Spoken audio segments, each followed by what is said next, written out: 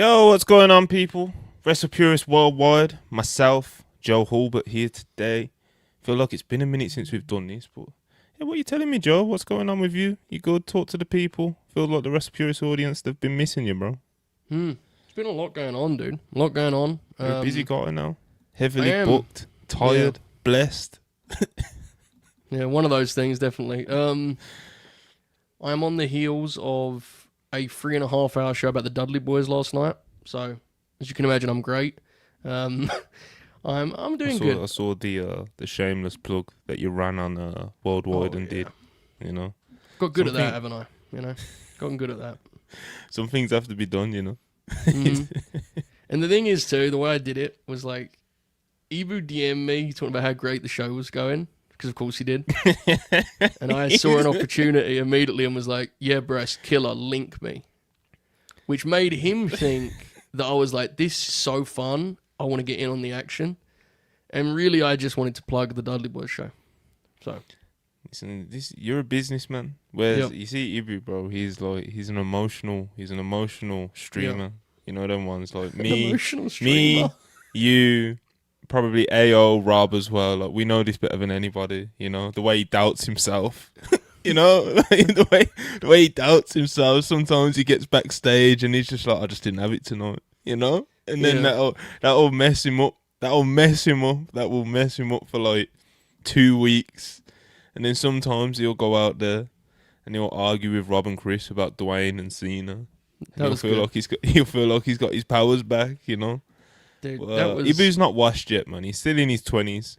Contrary to what people say, I can confirm that he's still in his 20s. People, he's up there, but you know my sources are telling me Ibu is still in his 20s. So the knees ain't gone yet. They're going though. I don't know, man. I don't know, that what he did to my beloved worldwide last week will live in infamy. Like that was, I was watching, bro. I was watching from afar. I text you, emergency text. I was like, bro, this is in the show, spirit man. of it, bro. Yeah.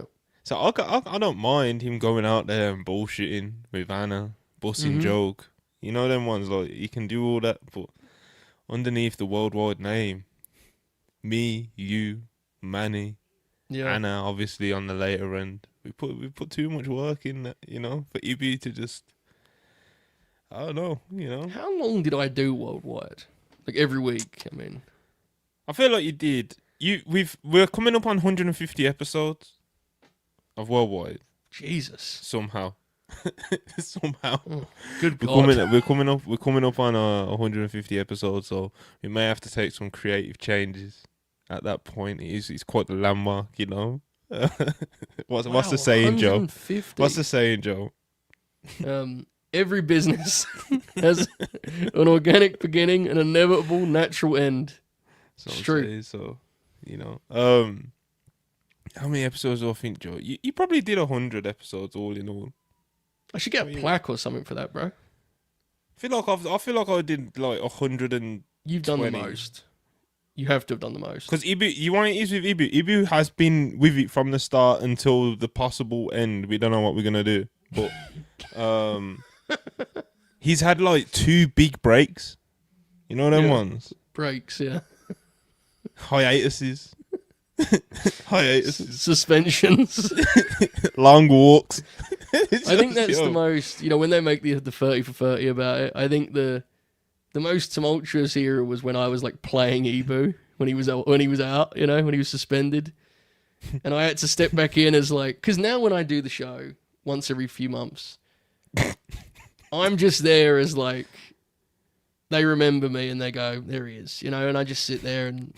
But when Ibu was out, I actually had to like play Ibu and do like I had to be like lead analyst. It was a horrific time in my life. It took years off my life, I think.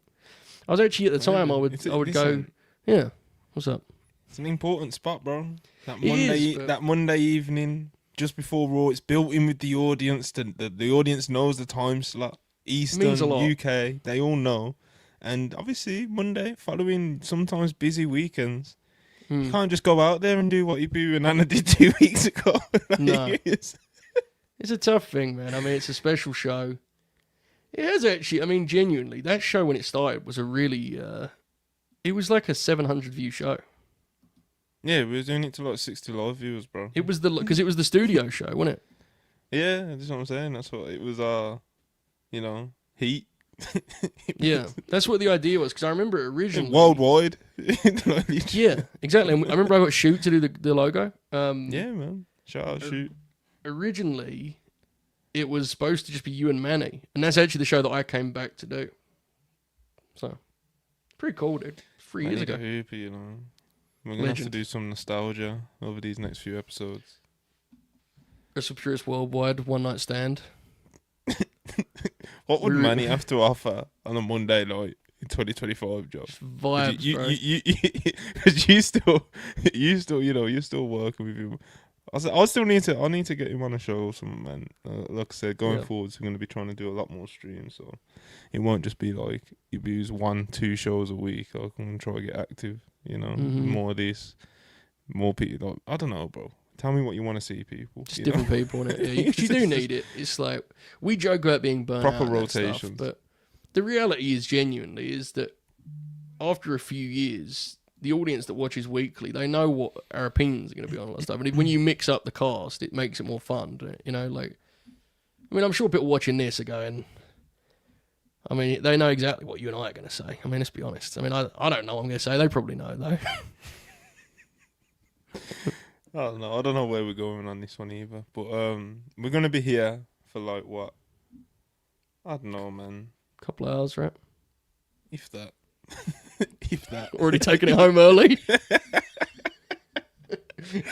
I'm still rusty, you know. Like, I was talking to you about this like 2 weeks ago. I did a show. It was probably one of the ones that I did with Phil. And I've just like I haven't got into a routine with streaming this year, bro. Because I've been I don't know what I've been doing, nursing injuries. I'm like the opposite. I'm rusty, bro. I'm like a WWE like mid-carder in 05, who's actually I now do so many shows that I don't have a rhythm either. I just like autopilot, you know. It's like knife edge chop, shoot me off. All right, here we go. You know, it's just like drop down. Yeah, there's no fire left in the eyes. You know, I was in weird form on Monday. I was like just fried. I don't know why. I don't know what's wrong with me. I was sending very, very eccentric messages, and at one point, I'm not proud to admit this, but it's the truth. At one point, I sent an image of myself when I had the hair. You know, when the hair grew out and it got, you know, when it got outrageous. We remember. And it was me with the hair, and my glasses were like down here, and there was just sadness in my eyes. And I sent it to a friend of mine and said, "This bloke deserved better." Yeah, you were. See, Joe, like you might be the emotional podcaster, whereas like Joe just physically breaks down. You know, his hair grows out, bags under his eyes, dark circles. It's you don't sleep. It's crazy out there. You know? I just need a couple things. Like, did you see the Good Brothers working Rev Pro? Did you see? You know how much I love Rev Pro, Monty. You know I love Rev Pro. I mean, I'm gonna be there, bro. Stevenage. What a beautiful place that is, Stevenage. I mean, just a great location for a wrestling show. So I can't wait. And there's always good stuff going on, dude. Like as I think if you're watching this now, I'm like kind of all over the place now of what I actually get to watch. But I did like a weekend catch up with the boys this week. So we watched Mayu and Utami from Marigold. And I was saying on that show, apologies for doing wrestling talk, but I just thought I'd just try my best and see if I could do some. Just bear with me. Sometimes with like the really celebrated Joshi matches, you know when they get into like the more like emotionally driven exchanges with the forearms and if you don't have a connection with the wrestlers, that stuff can come off hollow. This match it's only 15 minutes. If you're not a big Joshi fan, I really recommend you have a look at this match because I thought this match, like, I actually seem to like this more than Joshi Hardcore's because they want more from this pair and they know they're going to have a bigger match, right? That goes 25-30. I thought Utami's performance in that match was like one of the best performances I've seen as of late. I loved that match. So that was cool. And I watched Miro and Sheamus, which was good. Good time, man. Jun Akiyama's match was fun. I love Higuchi. When's the last time you see him wrestle? He's very good. I haven't watched it. I haven't watched a Higuchi match since we were doing Wrestle Purist ratings. Yeah, he's really good, isn't he? Really good wrestler. Like, I'm trying to know what else I watch, but yeah, I try and I have a rough idea what's going on in wrestling. I was at the Forbidden Doors, you know. I was on commentary, and that's it. That's what I had for wrestling. You're gonna be all right, man. You know, the people, you're still over. You're still over with the audience for now. See how long it lasts. You know when the audience will catch on after long that you're phoning it in. It's just You should have the chapters you can have on YouTube. You should have Joe and Monty talk, and then there's 1 minute in the middle. Joe does wrestling talk, and then just the rest of the video, Joe and Monty talk. It's like a 1 minute chapter. Yeah, that's what we're meant to be here to do, Joe. Yeah. I love wrestling. We're just chilling out, you know. It's what we do. Mm-hmm. People who watch us know what time it is, you know. Yeah. But yeah, man, send your super chats in as always. It helps support the channel. It gets you guys involved with the conversation, whatever conversation it is you want us to have, you know, because we're open right now. You know, we're open. Any topic, throw them at us, you know. And so yeah, like I said, get the super chats in, get involved, support us, all that good stuff. And of course, don't forget to like and subscribe if you haven't done that already. And yeah, man. So what we got on the docket today, bro? AEW All Out, Toronto, Canada. That has been moved to the afternoon. Obviously, assumably because WWE is doing WrestlePalooza on the same day, 20th of September, and they're throwing everything at that show. It's the ESPN debut, and AEW, in my opinion, is doing the smart business move, bro. There's no need to try and fight it and stand firm and, you know, fight your corner, and just because all you're gonna do at the end of the day is just dilute your pay-per-view buys, you know. That's all you're going to do. And I think with AEW, they should have more confidence in doing this afternoon show because they have proven extremely recently, Forbidden Door recently, that when they do an afternoon pay-per-view, the pay-per-view boys can still perform, you know. Obviously, they've done it with AEW All In as well in the past because of them being in the UK. But with that, you could also, obviously, you could argue, you know, that's a biggest show of the year, stadium show, blah, blah, blah, blah, blah. Forbidden Door was a stat card, but still, it shows that they can get success in those afternoon slots. So I think AEW are doing the right thing, moving to 3 p.m. They've obviously moved the pre-show tailgate brawl, I think they're calling it, to 2 p.m. Eastern on the 20th. So yeah, man, on the 20th, it's going to be a busy day in wrestling on the 20th, of course.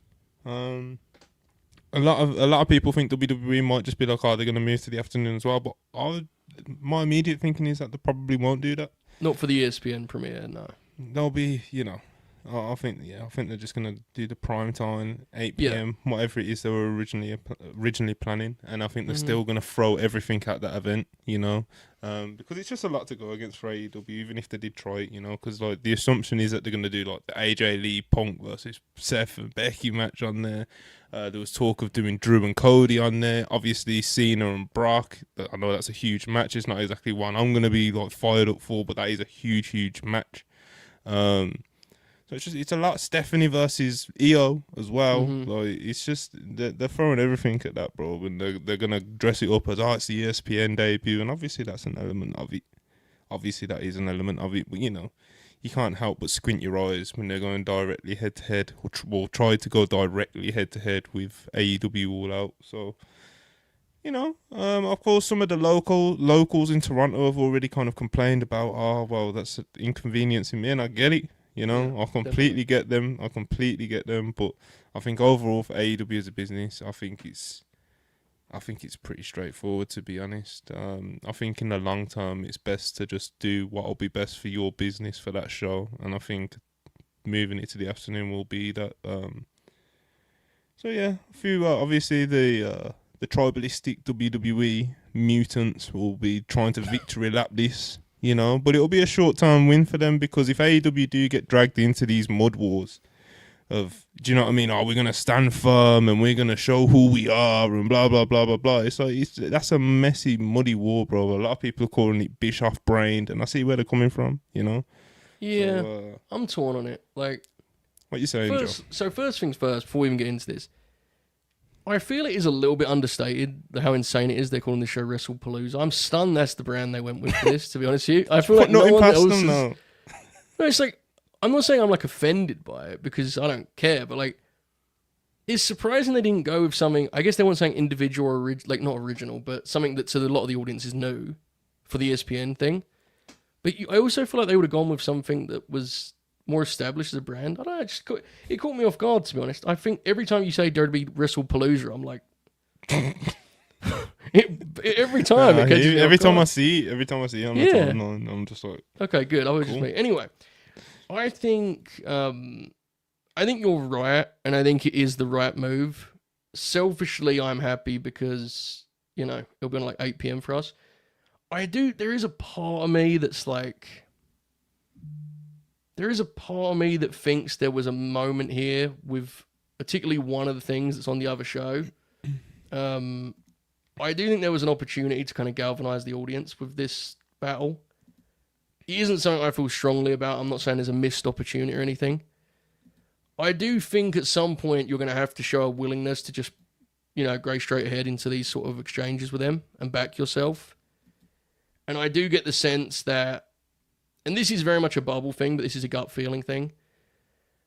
I do think the way the temperament is right now with the promotions, I think this was an opportunity to actually like push back a little bit in that regard. Particularly with Brock being such a integral piece of their show.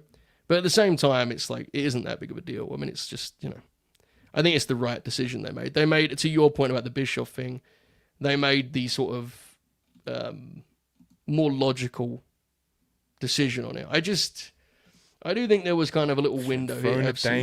Throwing a dangerous dice, though, as well, in the sense of, like, say if they did stand 10 toes down, stood firm, and was like, fuck yous, we're throwing what we can at this show, and we're going to show what we can do, and this is AEW, blah, blah, blah. Say they did that, and then the pay-per-view boys just completely tanked.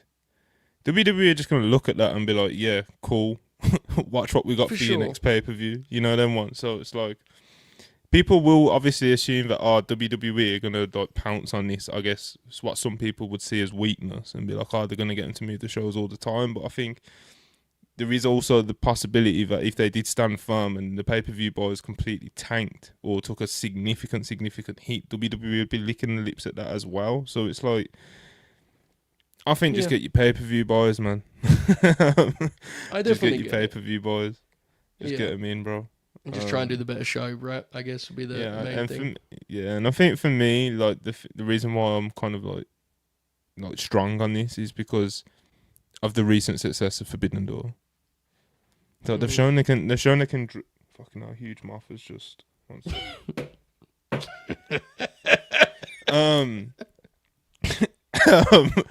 yeah, they've already shown that they can gain huge success in the afternoon pay-per-views. The audience are willing to fuck with it, so just, you know what I mean? You've just done one as well, so it's not too much like out of rhythm, if that makes sense. Mm-hmm.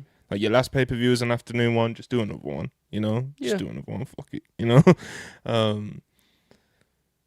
So yeah, that's kind of, like I said, they could have stood firm, but that could have ended like catastrophically bad as well. Like that could have ended really bad. Again, this is the logical, safe adjustment, definitely. Mm-hmm. I think ideally they would have had more time to make it, but that's not how these things work because shit happens so... That's part of it as well, of course. Yeah, but I just... I do think at some point, if they continue with this, I think they're going to have to, like, you know, you can only... I think at some point you're going to have to sort of go, right, we just can't keep budging. To me, anyway. I mean, maybe that's wrong. I think I 100% get it. I agree to a certain extent as well. I think it's just a matter of picking your battles. You know? This is going to be a big show. I understand. Yeah, this is like the ESPN debut that they're fucking going to wheel out fucking Brock Lesnar and them forward. You know what I mean? It's like Cena's going to be on it. Cody's going to defend his title on it. They're crowning the new women's champion. AJ Lee's coming back. Like, it's just pick your battles. You know them ones. So yeah, WrestlePalooza. I'm telling you, dude. It feels like no one.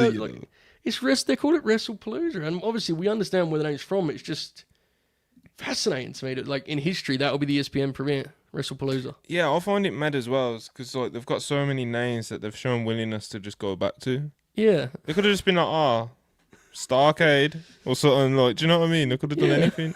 They could have got all the rights to all the names. They'll do WrestlePalooza, but next month they'll still do like NXT Halloween Havoc, and it's like you just. I don't ask for a lot of things really, but like, can we not just have an adult Halloween Havoc, please? You know. Listen, I know you're locked in on NXT, Joe Hall, but I don't watch anything. You know, when they go back to Full Sail, I'll probably have a look at that because that is like, you know, the most Holbert thing ever. No, it's gotta be.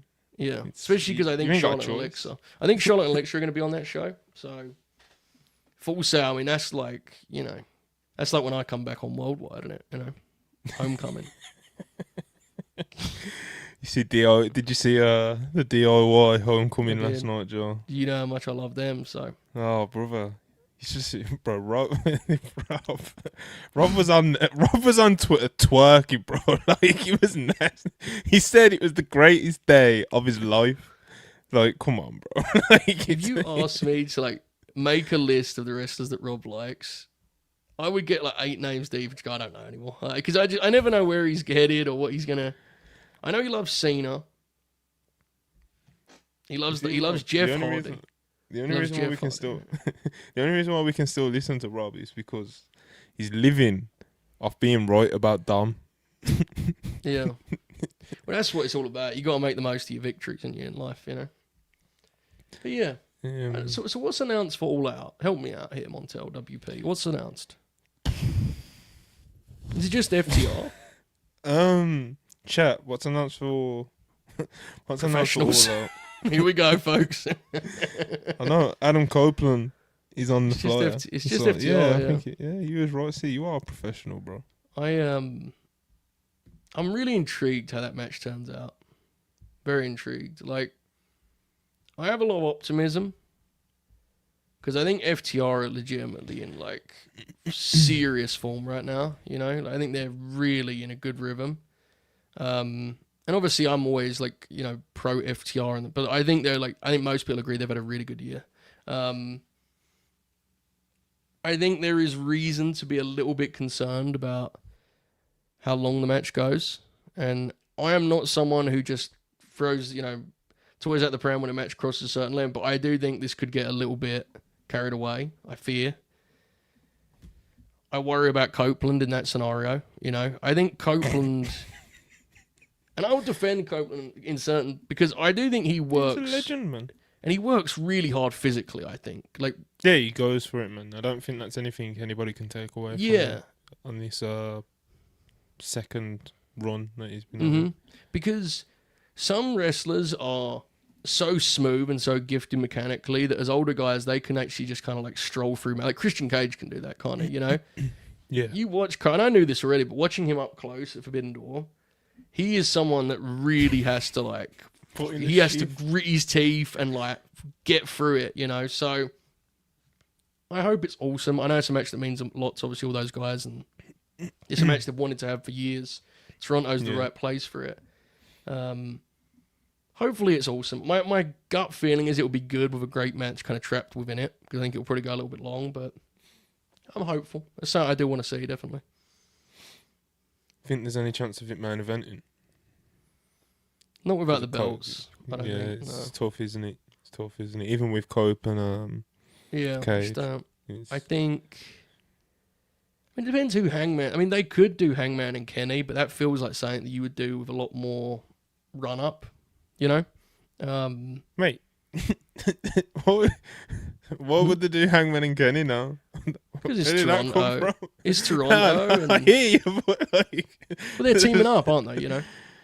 I mean, sure. Kenny's at a point where Kenny doesn't need a win-loss. You know, if Hangman... No, it's not even that. It's just, you know... Where did that come from? I just book the territory, bro. That's what I do. I just throw out big ideas, though. I mean, because I don't know what else... I think we all know they're going to do Max and Hangman again. It's not going to be in Toronto, I don't think. So, yeah, I mean, I don't know. I actually think there's an appetite for Hangman working babyface matches. There's been so much heat with the Death Riders and then Max. I think people would actually like to see some babyface matches with Hangman. So that's part of why, like, an Omega comes to mind. Okay. I think Hangman and Joe would be a great match for a show down the line. So yeah, I mean, they need. If it's not going to main event, then we have to figure out what the rest of the card is because it's the only match right now. So right now it's the main event. I think they're gonna do obviously like Mox and Darby. That's already like Darby's already like sent his shot at Mox, and that's a big him match. all out. Like, Yeah, do you know what I that's a mean? big Even though he hasn't been accepted and official, like we can assume that. Yeah. I think there's a chance that we get Mark versus Kyle and that as well. I think. Yeah. Because on Collision, you know, it's already kind of in motion, really, isn't it? Mm-hmm. So what else is there? Mercedes versus Windsor's tonight. So they're doing that on TV. So I guess we can kind of. Obviously, the Dynamite's tonight, so you know we assume it'll start to come. Yeah, it'll start coming together, like you know, because they've only got just over 2 weeks.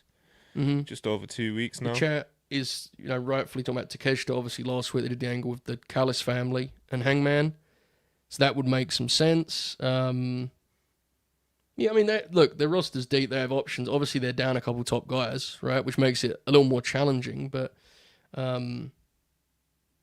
they're generally in a pretty good spot. I think there's a lot of stuff that can easily be just, you know, one angle away. He's Dynamite's still only 2 matches deep because obviously this show is like Dynamite's in a couple hours, bro. So I was planning on me and Joe just kind of bullshitting our way through a little Dynamite. No, it's just Mercedes and it's the 8-man. Which obviously, I mean, the 8-man is a big occasion because bro, Twitter's not even working on my laptop right now. Well, that sounds like Twitter. Get on it, bro.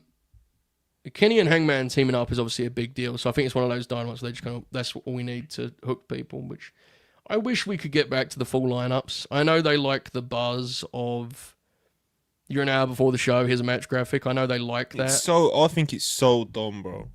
Like, really? They don't even do the thing, like, you see, like, WWE, they'll be like, I don't know, like an October show will be announced and it'll be like featuring Cody Rhodes, and even though the match isn't announced, like you know who you're paying a ticket to go see. Mm-hmm. And AEW have shown time and time again, especially like again, just like I said, time and time again, that you'll buy a ticket for a show because you've seen the flyer of them coming to your town. And not even all the people on the flyers are on those shows, so you just buy. It's kind of just a gamble, really, if you're just buying an AEW ticket in advance. Yeah. And it's like tonight. It's like if you good luck to you. You know them ones. Like if you bought a ticket for tonight, good luck, bro. And I hope it is. I'm sure it will be a good show. AEW's putting on good shows. But tonight's Saturday was much crazier because tonight you're getting Mercedes, Kenny, Hangman. You're fine. Saturday was pretty nuts. At one point, the only match for Saturday was Big Bill and Juice, and I love Big Bill and Juice. They do it a lot. 1 or 2 segments announced, and it's just like, bro. Yeah. I actually miss. I know people didn't love it. I actually miss the Excalibur fucking when you just run down the next week of cards. I actually liked that. Yeah, good shit. Yeah. I mean, you know what I love to see when they announce matches like 2-3 weeks in advance. And it's like, yeah, they're trying to sell tickets because this is a wrestling promotion, bro. Like this is what you're meant to do. You promote to sell tickets. It's like. It feels like Tony or whoever it is leaning more on the social media buzz leading into the show, hoping that will boost your rating a bit. But I think it would just be more beneficial just to announce your shows because if you book a good card, you're gonna have that buzz on the day anyway. Like I remember those early Dynamites and like. Because even though like looking back now, the cards weren't like, they were like, what the fuck, you know?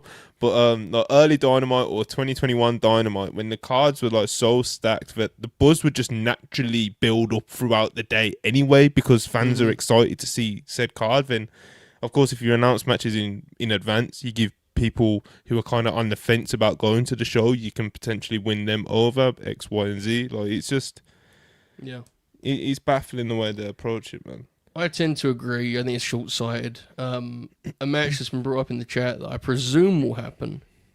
I'm hoping will happen anyway. Is Bandido versus Don Callis. I'm hoping it will be Alexander and Hechicero, which I think, with time, if that goes on early, especially, could actually fucking steal the show, dude. Like with the chemistry that Bandido and Hechicero showed on Friday, Josh Alexander working a big arena show in Toronto. And Brody King, who, by the way, I think quietly, well, not so quietly, I guess, has actually kind of emerged, I think, as maybe one of the biggest climbs into this year in AEW in terms of popularity. I think people like Brody King. He's really fucking over now. Like, that stood out to me in London. I actually thought he was one of the more over guys on the whole show. And that match had its issues, but to their credit, that match did build to, like, it built around Brody King. Remember, he had the big moment with Bobby Lashley, and Bobby bumped for him and sold for him. So, like, I think Brody King is someone who we all like and we've all kind of hoped they could do. I think him and Bandido both are actually really trending positively. And hopefully they're guys they can lean upon as singles, because if you're going to have injuries... I mean, if you're down Ospreay, Bandido is one hell of a solution, right? I mean, holy shit, how great has he been this year? So, yeah, that match stands out to me as something they could do for All Out. I'm sure the show will be very good. It usually, I mean, look at that Ring of Honor show. That Ring of Honor show, with all respect, I thought that looked like... Yeah, I was going to ask you about that when you was mentioning match times earlier. I was like, Bandido and Hechicero went 36 minutes, bro. I thought it flew by. It was great. It was a great match, and it's a big part of why it's always a dangerous thing when you talk about the run times of matches. It's something I've actually got away from as a criticism. I still talk about it because it's important. How long you have for a match is going to shape the match you have, right? I do think sometimes, like... when your first criticism of a match is it was too long, while it can be true, I do think it can be a bit of a lazy criticism, and I'm not commenting on anyone but myself here, because I've done this a lot, you know? So I just think about recently. I thought about recently, I should say. And I think you're much better off just approaching every match, you know, by merit and case by case. And to your point, they may have gone maybe 90 seconds, 2 minutes beyond their peak, but like... for at least 35 minutes of that, we'll say, that match was every bit worthy of the time. I mean, that was an incredible match. I think Bandido, to me, is... and I don't watch everything, folks, so this is just my personal feeling on it. I think Bandido is the rest of the year with a bullet right now, the way I personally would appraise the rest of the year. Because, you know, I'm less equipped with the business metrics, Montel. Just wrestling. As a wrestler... good business, though. He's done good business. Sure, I don't know, good you know. business in Mexico. When that's why I hear. Doing arena in Mexico, so... He's shown some drawing capability. Of course, he's not fucking Roman Reigns, you know, but... yeah. You know. I just think match for match, he's just been... yeah, it's hard to touch. It's hard to touch him, you know. He's unbelievable. I spoke a lot about it on Monday when me and Phil were talking about the match, but yeah, he's unbelievable, bro. Like, he's so well polished, you know. Like, he's got the sort of traits of somebody that has been working for, like, ever.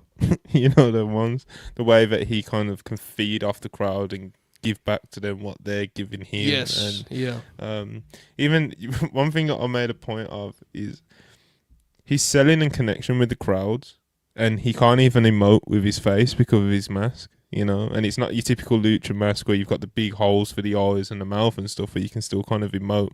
It's just that he has his ways of just connecting without having to do all that. And I think it's a thing that he has to work around, and he does it seamlessly, you know? Yes.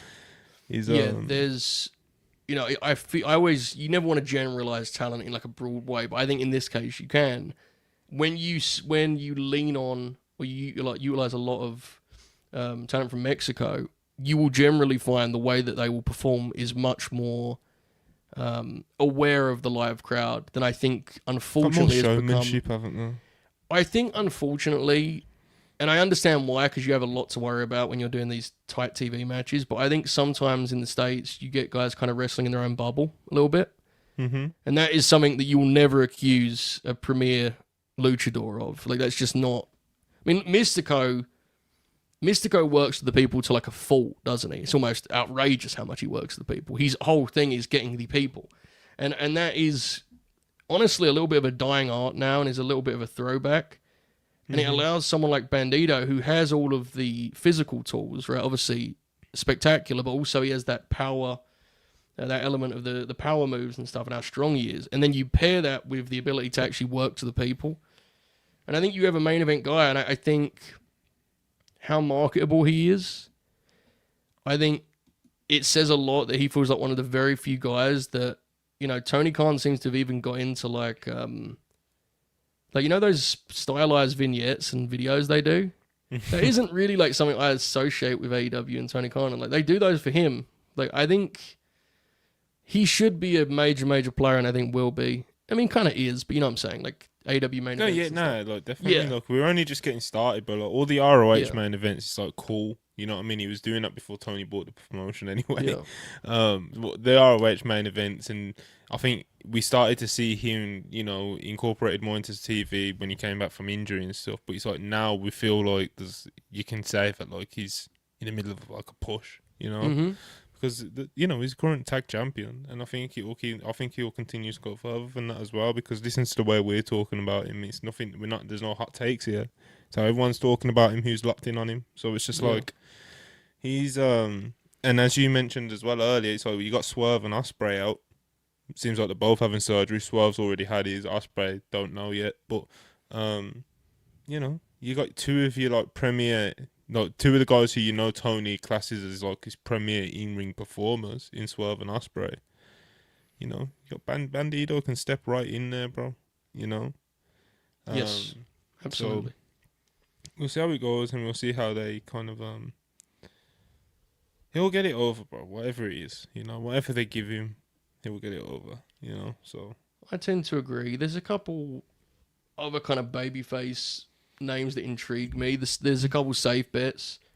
You know, we mentioned Kenny and Joe earlier, right? They're two guys that are legends, and if you're in need of a Hangman title match, I think you can pull the trigger on either of those as babyface matches and be fine.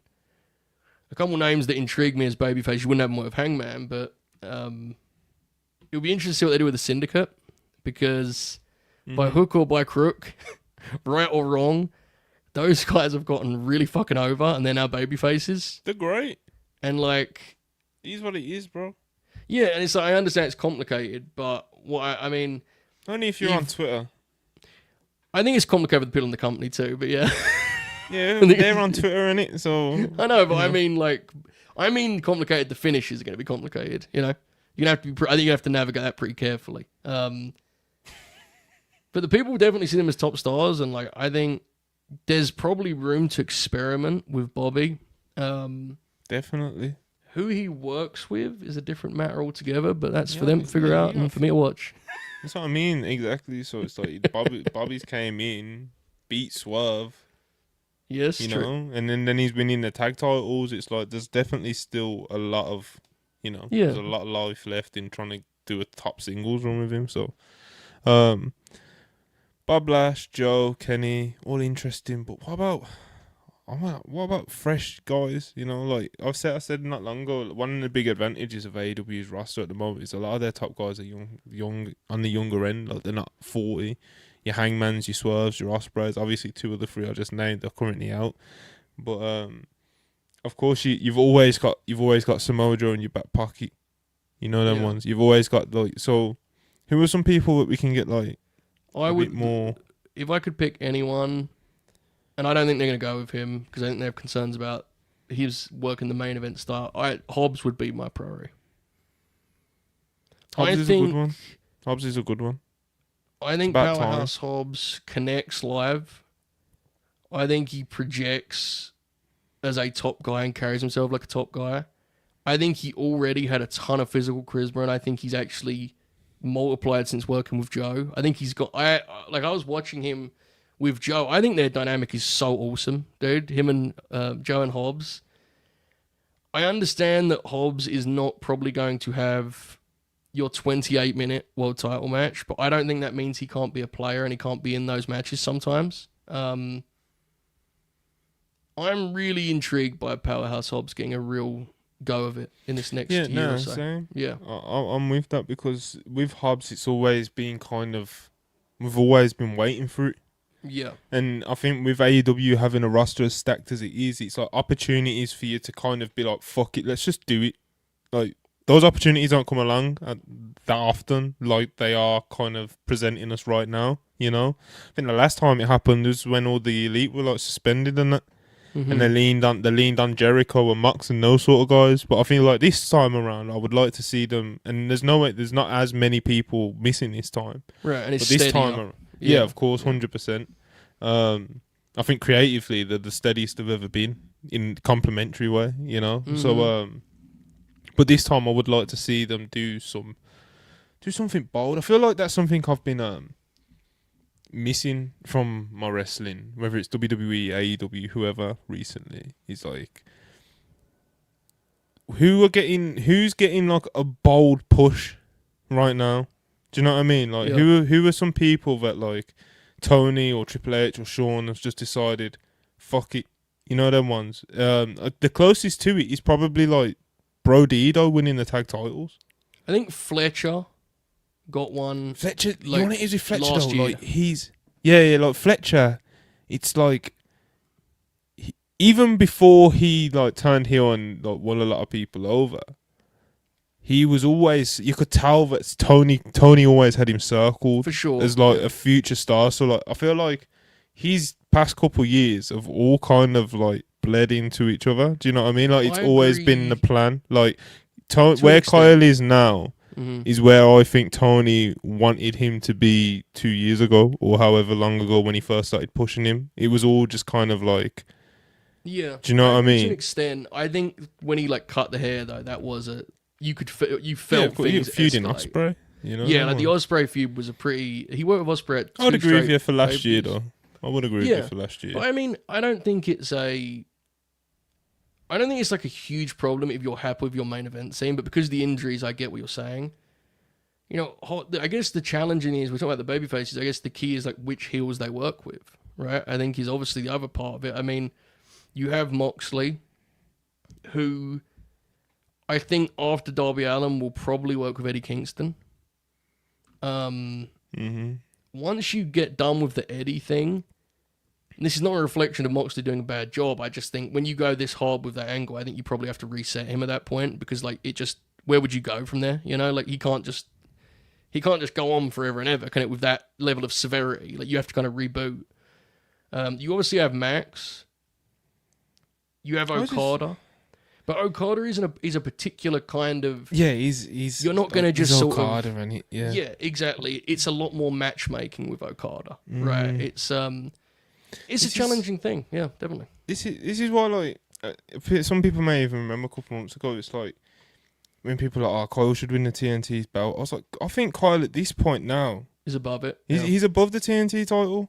Because now, in a situation like this, let's say... Dustin dropped the belt to Brody King or someone. Do you know what I mean? Like someone in that sort of stratosphere, you know.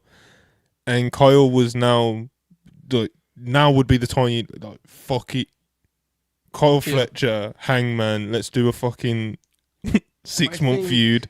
You know, like I get it. I definitely think there is an element of like it's the opposite of what basically you're describing, the push of, as you said, like fuck it, let's just go with someone. Yeah, like a big bold push. Like there is, like Thekler's getting a nice push. Windsor's been getting a nice push since coming in. Then obviously Kyle Fletcher, like last year, I'd say would fit what I'm talking about. But yeah, like even in WWE, bro, it's like Bron Breakker and Jacob Fatu, two guys that you could do what I'm talking about with, and it's just like they feel so like they do stand out. They still stand out and they're still over and stuff, but they're starting to feel more and more normal and just part of the show every fucking week now, and it's just I don't know. I need something bold. I hear you. My gut feeling is I think they're different. I think the promotions are having that same thing for different reasons with my gut feeling. Like, I think in AEW, Tony is just a lot more like, he loves Kyle Fletcher, but in his mind, that's something he's gonna put the world title on him like next year. You know, something like that. I think he's very reserved with that stuff. I think 5-point plan. I mean, to be honest, like I think the plan was always for Kyle to win the TNT title from Danny. And I think he made his mind up upon that in like January, and so he just done that with the Cole interlude almost, you know. I think in WWE, I think it's a lot more. I don't think those top guys are rushing to do that to bring. You know, I don't think it's a different thing. I think there's a level for some of the guys in WWE that I think is really hard to navigate. I think it's difficult. Been very complicated at the top. Yes, I think WWE when a guy, since like the start of the year, hasn't it? Yeah, I think when a guy gets to Roman's level, and this is not me like I'm not saying he's some fucking lunatic no yob guy. It's like, bro, like you can tell he's very particular about what he does, and he should be. Like, he's a top guy. He do what he wants. But it's hard when you have a few of those guys. It's a lot harder to just have someone gate crash the fucking party, you know? Like, the ultimate example of the crazy push is Brock 23 years ago, and we all know how different people reacted to that. Like, it's a challenging thing. That was an extreme example because that was kind of a crazy pitch they made all those years ago. But I think that is part of it. I think the Jacob thing's less complicated. I mean, I remember us doing a show surrounding when they were going to do the solo angle, and I remember all of us being like, they should make this really quick because the longer that Jacob works with Solo, the worse it will be for him. And I say that as like lead fucking defender of the Solo Sikoa camp. But like, there's a time and a place. And them doing a multi-match program was always a bad idea. It was never, ever, ever something they should have done. And you could see... Yeah, and Jacob never even beat him for the title again. And that's crazy. You could see it coming from a mile away, dude. Like, it was... Crazy. Yeah. So with WWE, I think like with things like that, it's like I genuinely think because I guess in their eyes, you know, they would turn. Like, I don't know, like they'll do the solo thing, and then I don't know, maybe you'd be in like the Roman stratosphere.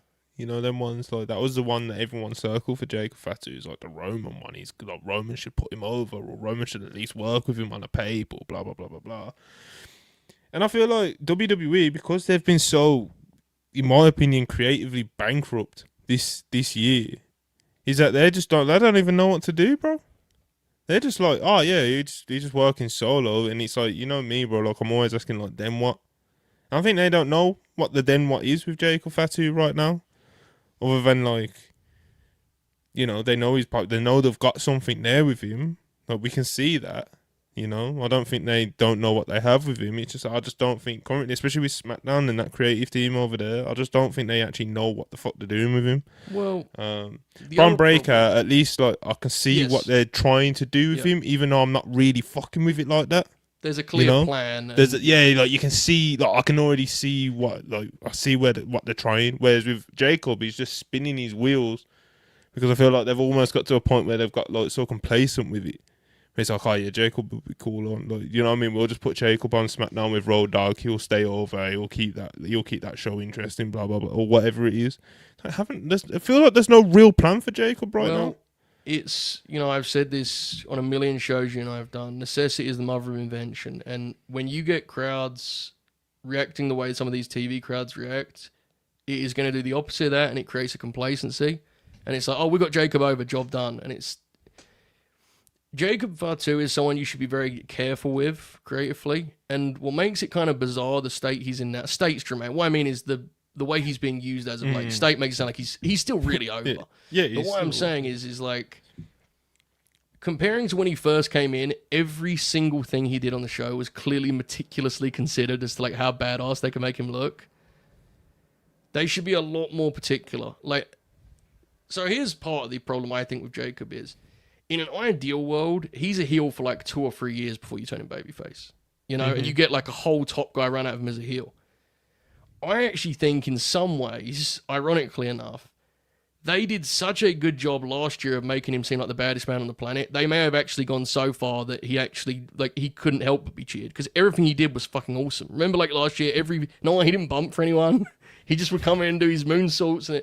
And I think that, as a result, accelerated a babyface turn that I think makes him harder to book. What I would say is, if I'm thinking about what Jacob should be doing as a babyface, you probably want heels that can, like, you know, basically be like old school chicken shit heels. Solo Sikoa is like stuck in the middle where they want to have their cake and eat it too, in that he's like a goofy character who does comedy promos, and I think he does a good job with those promos, to be clear. But when they have matches, they have like, it's kind of like pretend big lad matches, don't they? And it's like, you want someone that can... It's mad, isn't it? The solo thing's a bit mad, and I think it's bizarre, talk to this a bit better to me, because you've been a fan. You know, the ones from day. Tried my best, mate. But it's like, obviously, when he came in, he was the street champ. You know them ones. And then he came up and he was the enforcer. He didn't lose for how long did he go without losing, bro? Do you know them ones? Like he was beating everybody on SmackDown when he was Roman's enforcer. And obviously, since he's gone on his own and he's got to show more of his personality, the real Solo Sikoa is a bit, you know what I mean? He's a funny guy, bro. Yeah, you know, he's a bit silly goofy. guy. You know them ones, and that's came out. So now there's this weird, what you're talking about, this weird, like, you want your cake and eat it too, but you can't. You can't really do that to anyone's benefit anyway. No, and the match that best captured this was the SummerSlam match, which that match was never, ever going to be this epic cage match of hatred and blood and all that. They should have gone full, like, Solo should have been an absolute pussy in that match from the very first bell, and it should have been, like, a complete bells and whistles, ridiculous fiasco. You know, like, it should have had Jeff Cobb pulling at the door at the start. There should have been fucking Hikuleo climbing the cage. And instead, they did the worst thing you could do, which is they just did a match for 8 minutes, and then they did what I'm describing. And by the time they got to the stuff I'm describing, who could possibly care? It's just not it isn't a particularly flattering pairing. The MFT thing is more family tree. Like, again, this is not stuff that's hindsight. This is all stuff we discussed. When you do something on the Bloodline, the worst thing you can follow that with is like a clearly inferior sequel. And not only is it that, but they're also so aware of its frailties that they don't want to call it the Bloodline anymore. You know, like it's just stupid, man. Like, that's just an example of saying it's a self-inflicted wound in the sense that the clear follow-up to the Bloodline should be that Solo is like a man on an island, like he has no one because he's run everyone off. You don't just give him more guys that people care about less. And obviously there are issues with the guys they picked too, because I mean, where do you start? But it's just that's the easiest thing ever. Like Solo, you finish the Bloodline, and then Solo is left to deal with the ramifications as almost a comedy character. I mean, fuck, they did that with they even got that with Corbin a few years ago. Remember? I mean, yeah. And then you probably flip him. See again, you do that, you break him down as a heel character. He's left with nothing. He's a man on an island. You have some fun with that. You do some TV with that. Eventually, people cheer him, and then when the Usos re-embrace Solo Sikoa, you've reset him. You know what I'm saying? Like, just revamping him as a top heel with Hikuleo and Jeff Cobb. Like, that's just lunacy. It's just, and I know it feels like I'm defending Solo because I am, but what I'm saying is like, you have to realize how it looks. This isn't like an in the bubble thing. Like, any normal fan would look at the MFT and immediately go, that's just like a really bad Bloodline. And I know that there'd be someone in that room, probably Bruce Pritchard, but that's the heat. That ain't good heat, bro. That doesn't help anyone, because then the babyface that fights those guys looks worse because of it, which brings us back to Jacob Fatu. But anyway, enough about my life. No, you brought it back round at the end. I thought that was quite professional of you. I can't lie. Appreciate it. It was a good spot. You know. Thank you. But yeah, man, I just think I guess this started from me. I just want some more bold stuff, like a big bold angle or a really bold push. Even if it was on NXT, bro. Like, fuck it, man. I'm desperate. Just get me going. You know. Yeah, I hear you. But yeah, man, we'll see. Dynamite might have something for me tonight. You know, We'll see, man. We'll see. I wonder if they announced anything else yet. Let's have a look. I have no idea. I will say there was a JD Drake match on the telly on Saturday. I hope you saw that. I did. It was good, man. I messaged you. You halfway through the match. I messaged you mid-match. Now. Yeah, I remember what it was now.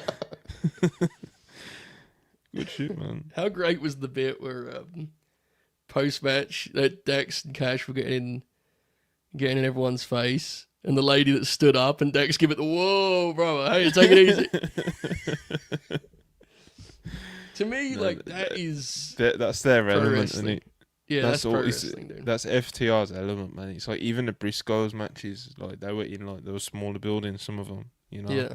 And it was just like that's their element, bro. When they can really like hook every single person in the room, you know, them ones. Like it's like even the JD Drake Adam Priest match from Collision. It's like they build the heat so well, you know. that by the end, when FTR get the win, it's like the crowd's pissed for JD Drake and Adam Priest have lost the match, you know? Yeah. And then obviously they get on the mic and the heat goes to the next level because you get that small, intimate, and it's like once they start booing and they're all in on it, it's like you get these great moments like that. It's very similar. It's very similar to NXT, man. Very similar. Yeah, I mean, Collision wasn't a great show, was it? But to your point, the best thing about the show was they got into that rhythm of they did match promo and they let people just talk to a live crowd. And it's a small enough room because the thing is, when you're in a big arena, if it's not someone that's over, you can't really give them a live mic. You can. It isn't a good idea. You know, like, in a big room, anyone that's been to live wrestling, especially TV, promos live are fucking hard work, dude. Unless it's John Cena or... Yeah, there's some people who are just fucking born for it, bro. It's like, even if you don't like the content of his promos, like, Max goes out there and he's so demanding with the mic. I even think Ospreay actually was quite good at it. You know, he actually got the people. But unless you're over, it's very hard to project a wrestling promo to 10,000 people or whatever. So the biggest benefit of doing TV in small rooms, beyond it looking better, is that you can do those promos where someone like an Alex Windsor, who I actually think is connecting pretty well, but she's still new to TV, right? You could just say, you know what, we'll give Alex Windsor a win, and we're going to give her a 2-3 minute promo afterwards in the ring. And let's see how she does. And I thought she did good because... that is like, in some ways, that's wrestling television in its purest way, where you're just going, you got 6 minutes of TV time, you got a win. That's how it's supposed to be, Joe. That's how it's supposed to be. Win in a promo, get over.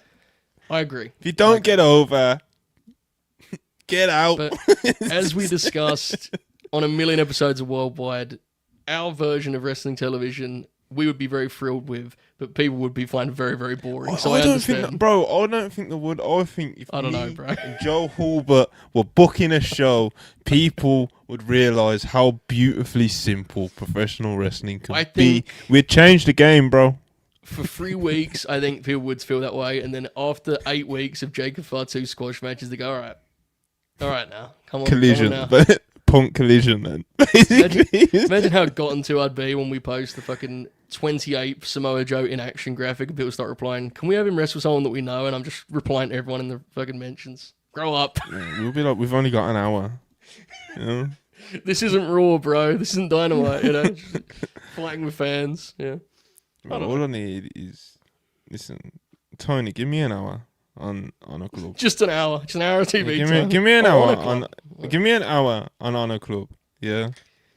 With Joe Hulbert, and give me like kind of obviously access to sort like I'm not gonna be like, yo, give me Kenny Omega for a Thursday night. I'm not gonna do that, bro. You know. But like we'll get someone weird over, bro. Who's the weirdest person that you think me and you would like try to get over? Like, who would we try to make work? I'd have so many fucking ideas for Adam Priest. I'd be... But I think like... I can't do the Adam Priest thing, man. I'm sorry. I'll do it. Don't worry about it. You do something else. I'll do that. You can't. No, this is what I'm saying. What would we... That's what I'm saying. Yeah, well, who would be the weird guy that we try and get over, like, we get stubborn with? Like...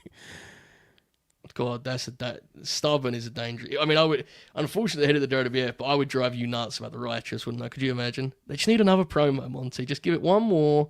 They're going to connect any minute now. By the way, let's talk about that for a second. What are they doing up there? Come on, let's figure this out. The Righteous are actually going to get a run, brother. So are they going to WWE? Because I'm sure we did a post about it. That's the word. I read it on at Wrestle Purist. Yeah. At Wrestle Purist, my favourite account. It is now, our admin is like, he's so far ahead of me that I'm just like this. Like, you'll mention something that was tweeted on my account. I don't even... I'm just not even locked This is, to me, like, this is what wrestling's all about. Like, just one of those... They're going to have one of those runs that you just go, fuck, God bless it happened. And they're going to get, like... You know they're going to have a wacky pay-per-view match with, I don't know... The New Day or something. I don't get why they're bringing them in now and not to be in the Wyatt Sicks when they first made the Wyatt Sicks. There'd be 7 of them then, Monty. That would make sense. No, but like, why weren't they part of the original 6 is what I'm saying. They were in All Elite Wrestling, weren't they? Alright, what am I looking for? They were in AEW, bro. Vincent and Dutch of the Righteous have told some promoters they are finishing up independent wrestling bookings in the coming months. Many believe the Righteous are likely to be signed by WWE, and the company has been interested in them too. So, all-time great wrestling terminology, finishing updates. The idea of Bobby Dutch going, listen, I'm just winding down, getting ready. You got another month or so if you want to use me. That's just... I mean, I thought they were going to... That's told cool. You, I thought they were going to be there, dude. The SummerSlam. I thought they were going to help Karrion Kross beat Sami Zayn, but apparently that wasn't the case, so... Just... Maybe Cross is coming back, you know? Oh my God. Lights Out, The Righteous. Oh... And like it cuts to like Pat McAfee talking about, is this the work of Karrion Kross or something? Something we can do. This is the funniest part of that report is that they don't have anything noted on Cage Match since April. They've got to be doing though. Like, they've got to be doing the kind of indies that are just, you know, because there's a whole world out there, dude. Like I see it with the Good Brothers. They'll be like, did 3 shows this weekend. It's like they're all shows. They're indie shows, you know, like old school indie shows. Because we've all got used to the sexy indie, haven't we? You know, with the match graphics and all that. Whole other world. The West Coast pros, the Deadlocks. Yeah, there's a whole other world, especially like in the South. Fucking whole other world. Like the Good Brothers wrestled the Rock and Roll Express, and it isn't on Cage Match. Something for you looking into there, Monty. Please contact the admin. Yeah, man. I'll send my a German email. Reach out, yeah. Yeah, we have a good time, you know. There's no way the Righteous are on those indies, bro. You know for a fact they're just not working. Yeah, shout out the Righteous though, man. We'll see what they're on. I have no idea where they're slotting into 2024 WWE, but it isn't particularly bad to me because, like I said, they're gonna tear it up, bro. What do you mean? What does that mean? Star rating me. Gacy and Loomis, Vincent and Dutch. Star rating, please. They have 12 minutes. 12 minutes? They have 12 minutes. 12? Double heat. Yeah. You can get a call 2 from them. Oh. We're cracking 2.5, bro. Boss man. You think it's cracking average? Oh, bro. That's a lock, yeah. 12 minutes is long though, bro. Oh, they know what they're doing. They've been on the collision. I remember we was having that whole conversation about long matches and stuff like that, but it's just like I'm trying to visualise how don't worry about 12 minutes. I've got everything under control. I am though. Okay, 12 minutes including the full Wyatts entrance. That'd be like 5 minutes. Yeah. How cool was their entrance, dude? That was a cool moment. I saw that. It's cool when the crowd's super into it, rather than just kind of politely into it. Cause sometimes they're like politely into it, you know. It's like, I'll put my torch on, you know, shout out, Bray, and all that. And sometimes it's like the Pape at France, where it's like, wow. I was happy for that crew, man. That was cool. So I also saw our friend Caden Lee attended the the house they've got. The horror house thing they've got. Oh, yeah. Honestly, dude, he was telling us about it and he showed us some videos. I'm not going to spoil it, but they're going. But I was amazed at how, like, much reverence that handled the wrestling stuff. Like, it's very sincere to the wrestling lore. So if you're a big fan of the Wyatts, that feels like something you should... Because, honestly, I'll be real with you. I just expected it to just be like, they'd have some masks and that. I didn't really realise it was going to be that in-depth. Like, they have gorilla position. They have all the different characters. That's fucking cool, man. Like, for Joe Gacy and Dexter Loomis to be involved in some shit like that that's wild. Good for them. It's big. It's a cool opportunity for them, isn't it? Yeah, as well. It's cool. Because I remember, because we received a message privately off, I don't know, I guess it's somebody has sources in that sort of world, you know, and they told us about, like, I'm looking at it now in April, about like our WWE are going to have something at Universal Studios, and the assumption back then was that it was going to be an Undertaker thing, Yes. So when it came out that it was the Wyatts, it was like, oh, that's really cool for them, to have something like that. So yeah, man, shout out the Wyatts, I guess. For sure. And it would have popped. I mean, I think I'm not breaking news. Everyone has said this, but it would have probably blown Bray's mind, wouldn't it? It would have been really cool. So that's cool. Of course, 100%. That stuff's cute. He would have loved that shit, man. The act doesn't seem to have as much distinct identity as it did at the start. It feels a lot more like it's booked by Road Dogg and Bruce Pritchard now, but it's still Even cool. Before that, though, like for me, it was like when they first came back. Well, when they first came in as the Wyatt Sicks and they were fucking murdering Jack Gable and them things. Yeah, it's like they did a lot of the VHS tapes and stuff, and it was a lot more like the swings were bigger, definitely bold. Dare I say? It's almost like it started to get over, and they went, "Well, hold on." No, you want it is. It's like I remember, like we'd hear from friends of ours that like Triple H really struggles with like the spookiness and like how to handle that, and his idea was to have him a bit more like grounded in like wrestling. Do you know what I mean? Mm-hmm. And I think since doing that, I'm not even into like the big like Wyatt's lore. Like, I thought the VHS tapes were actually really cool, to be fair, but like I'm not into usually like that kind of like out there shit. You know what I mean? But it's like now that they've took it away from them, I'm just kind of like, you've kind of cut the balls. It feels like they've cut the balls off a bit, because it's like that was their appeal, innit, to like whoever it is that really loves that, and I think they have watered that down for the sake of trying to watered them down because they think that fits them in the division easier, which is probably true. The current tag champions, and I'm sure you have to kind of compromise somewhere. But to me, anyway, it just feels like I guess they had more of a unique appeal when they were a bit more out there, even if it wasn't particularly to my personal taste. Yeah, the idea is, if you're going to do it right. And I think my feeling on it was that it started getting really over, and they had them with the Final Testament, which is like the equivalent of going, that bloke runs quick, why don't we shoot him in both legs? You know what I mean? It's sort of, it's just, but that's, I'm just being honest. The Karrion Kross got over after that, but like the Final Testament is legitimately an act that like I still haven't wrapped my head around, and it hasn't been a thing for a year. Like, you don't take an over act and have him work with the Final Testament, bro. I'm sorry. Like that's not a hot take in any world or galaxy. That's just fucking stupid, You'd be left it late to die on that AO people.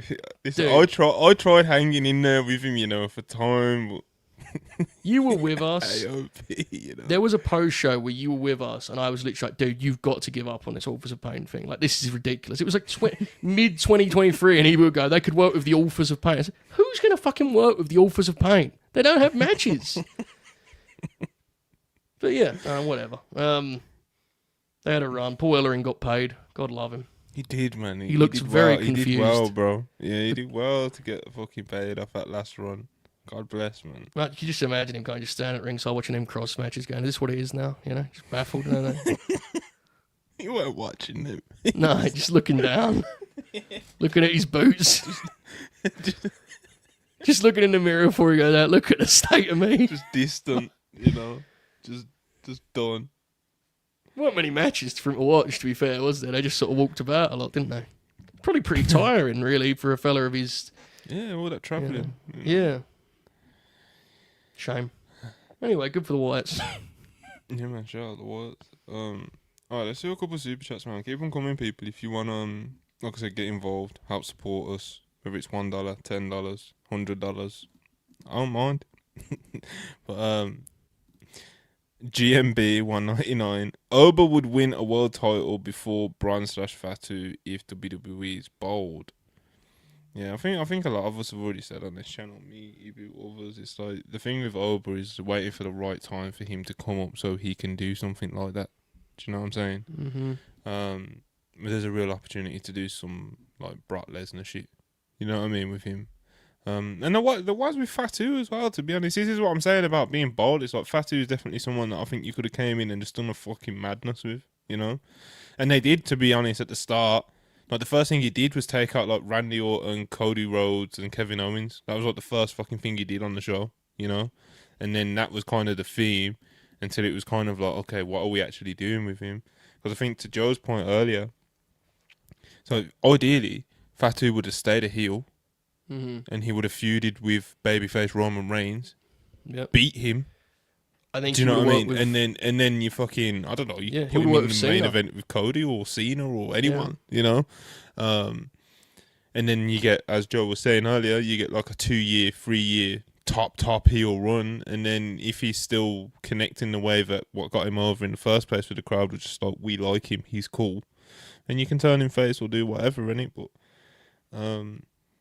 But yeah, as far as Oba Femi goes, yeah, man, it's all about a timing thing. Although I am worried, as much as I think he is a complete sure thing, and he would be able to just go with anything. Like, I think he would be able to carry on his shoulders, winning the world title on the first night. Like, that's how much I believe in Oba Femi. You get me? But I do worry about, you know, like you guys already know, but I've already said this year they're creatively bankrupt. I've said before, I think Triple H is worse creatively than he's ever been. So unless he brings it back around, I'm worried about him looking after this unbelievable asset that Oba Femi is, you know. So we'll see what happens, bro. It's not like Sean's doing an amazing job with him either, to be honest, bro. But yeah, that's what I hear. But he's undeniable, isn't it? So it's just kind of like, yeah, I think you can book him badly and still get him over. He's just fucking. He's just unbelievable. But anyway. He is, dude. Like, and he has the size and he's just different, isn't he? Different. Just he's once in a generation, actually generational. Someone who asset, you know. Like, Javon is someone I look at and go, I think Javon's a player. He's someone who I worry creative could just fucking mess up, you know. Like, Oba's such a, because I mean, and I look, maybe I'm way off. Maybe they're doing great stuff. Phyrexium. Like, when did they get called up? 4 months ago? Yeah, they're just part of the Smackdown tag division. Yeah. Now. It's like, it's easy to forget. People expected them to, like, fucking be the centerpiece team of the division.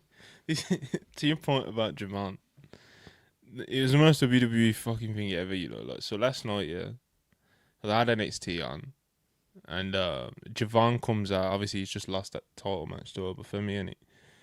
And Javon comes out. He's got a live promo.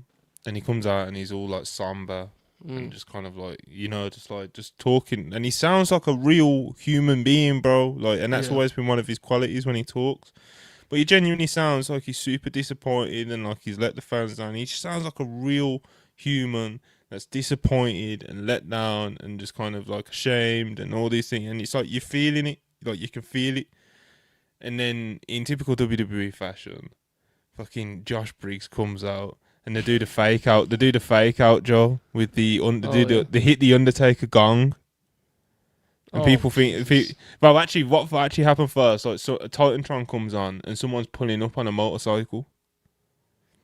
And then the lights go off, the gong hits, and then fucking Josh Briggs comes out and cuts like a shit promo on him. So they actually, and it was just like is Josh Briggs like a pushed guy? I'd say so now, yeah. But he's just gonna take. I'd say he has been pushed, but he's been pushed to kind of just like lose to guys like Javon and shit. Like he's got a match booked with Javon for next week. My assumption is that he just loses that, you know, like that. But yeah, like just in like you. My point is more just kind of like in typical WWE fashion. They broke like, the emotion, like it's. You had this this moment that felt authentic and real, and then you do like some just like bullshit. Do you know what I mean? I think there is a way to present a Javon Evans that I think could make him like a really big star, actually. And I think what you just described, I didn't see it, let me be clear, but what you described sounds like the root of attack. You know, I think he's very charming guy, very personable. I don't think he feels like a larger-than-life wrestling star, which is to his credit, because I think he feels like a normal guy, which means when he wrestles, and he wrestles like a superhero, you have a cool dynamic there, right? So I think there's something to him. I think wrestling... he's special, man. He's special.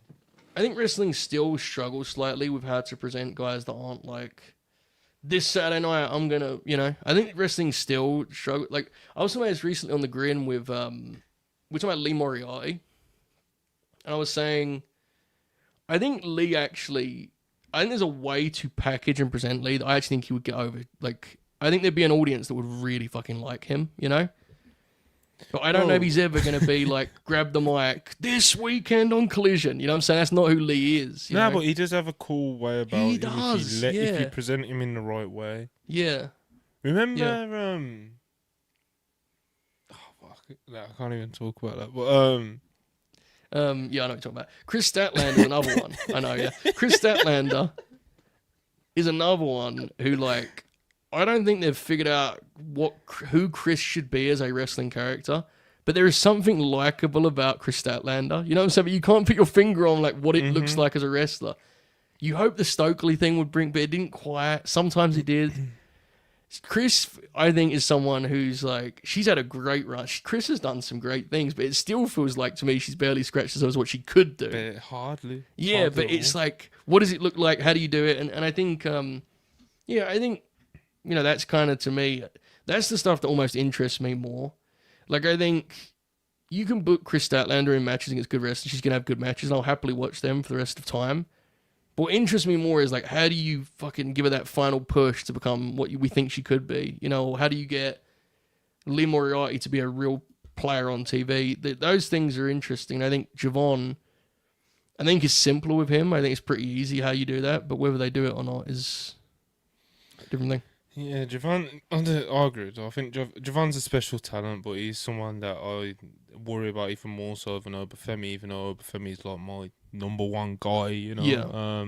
About like how WWE handling creatively, because I think it's a lot easier to envision this version of their creative team fucking this up with him, and there is something special there with him. It's like, it's like he did that tweet a few days ago, like he thinks that Javon is, like, ready, well, not ready right now, but one day would be ready to take over as a top babyface of the company, because he just has those things that we've been talking about. Like, he just feels, he almost has like that Peter Parker Spider-Man vibe about him. Mm-hmm. You know what I'm saying? Like, yeah, he's just so likable, bro. He's so likable, and obviously he's a special talent as well. And he feels like a real person. Those are very important things in pro wrestling to get over as a babyface. So I think sometimes there is an issue with, especially some of the older minds in wrestling, of like the way he wrestles. I definitely think it could be a problem where he gets slotted as like babyface that has exciting matches that loses. I think he could absolutely get slotted that way, which is a tale as old as time. I think he has personality to be more than that, but if he doesn't get a chance to show that personality, I think if he ever got slotted into a position like that, I actually think he could potentially end up working out well for him, because I think fans would get behind him a lot. I agree. Like, especially because you think when you look at Javon as an archetype, he has such a strong appeal to like the young audience, For sure. Not so strong. So it's like, I feel like he'll rally and up he's a young. lot of himself. Yeah, exactly. It's just he's right there, man. I think there's definitely a version of it where that happens. I 100% agree, but I also think the audience adjusts quickly to when a guy's slotted, Like I just mentioned Phyrexian. Phyrexians are a good example of that. I'm not saying it to be an arsehole. I'm just being real. Like, the way we talked about Phyrexian 5 months ago genuinely feels like a distant memory now. For me, at least, anyway, Fraction was so heavily reliant on the matches that we're having now. To you and I, yes, but do you remember how Ibu would talk about their backstage segments? The excitement in his voice? Yeah, but Ibu didn't fucking watch them. Like, do you know them ones, bro? He was so happy. Like, I would watch them. It's not like, oh my god. People, like, they had a nice little chemistry, they had nice back and forth, and it's not like they were bad promos or anything like that. Especially for the NXT standard and backstage segments and shit. But it's like, the reason why they were in Tag Team of the Year conversations was the matches. It was all based off the matches, which is fine, and they should be better than what they've been used as on SmackDown. But yeah, I mean, I think with someone like a Javon, he has like a lot of the intangibles as well. But the issue is less. I'm not even a big Phyrexian guy, so it's like, it's less Phyrexian, more it is they had a clear blueprint provided this is how Phyrexium gets over. And they like pretty much willingly just went, no, we're right.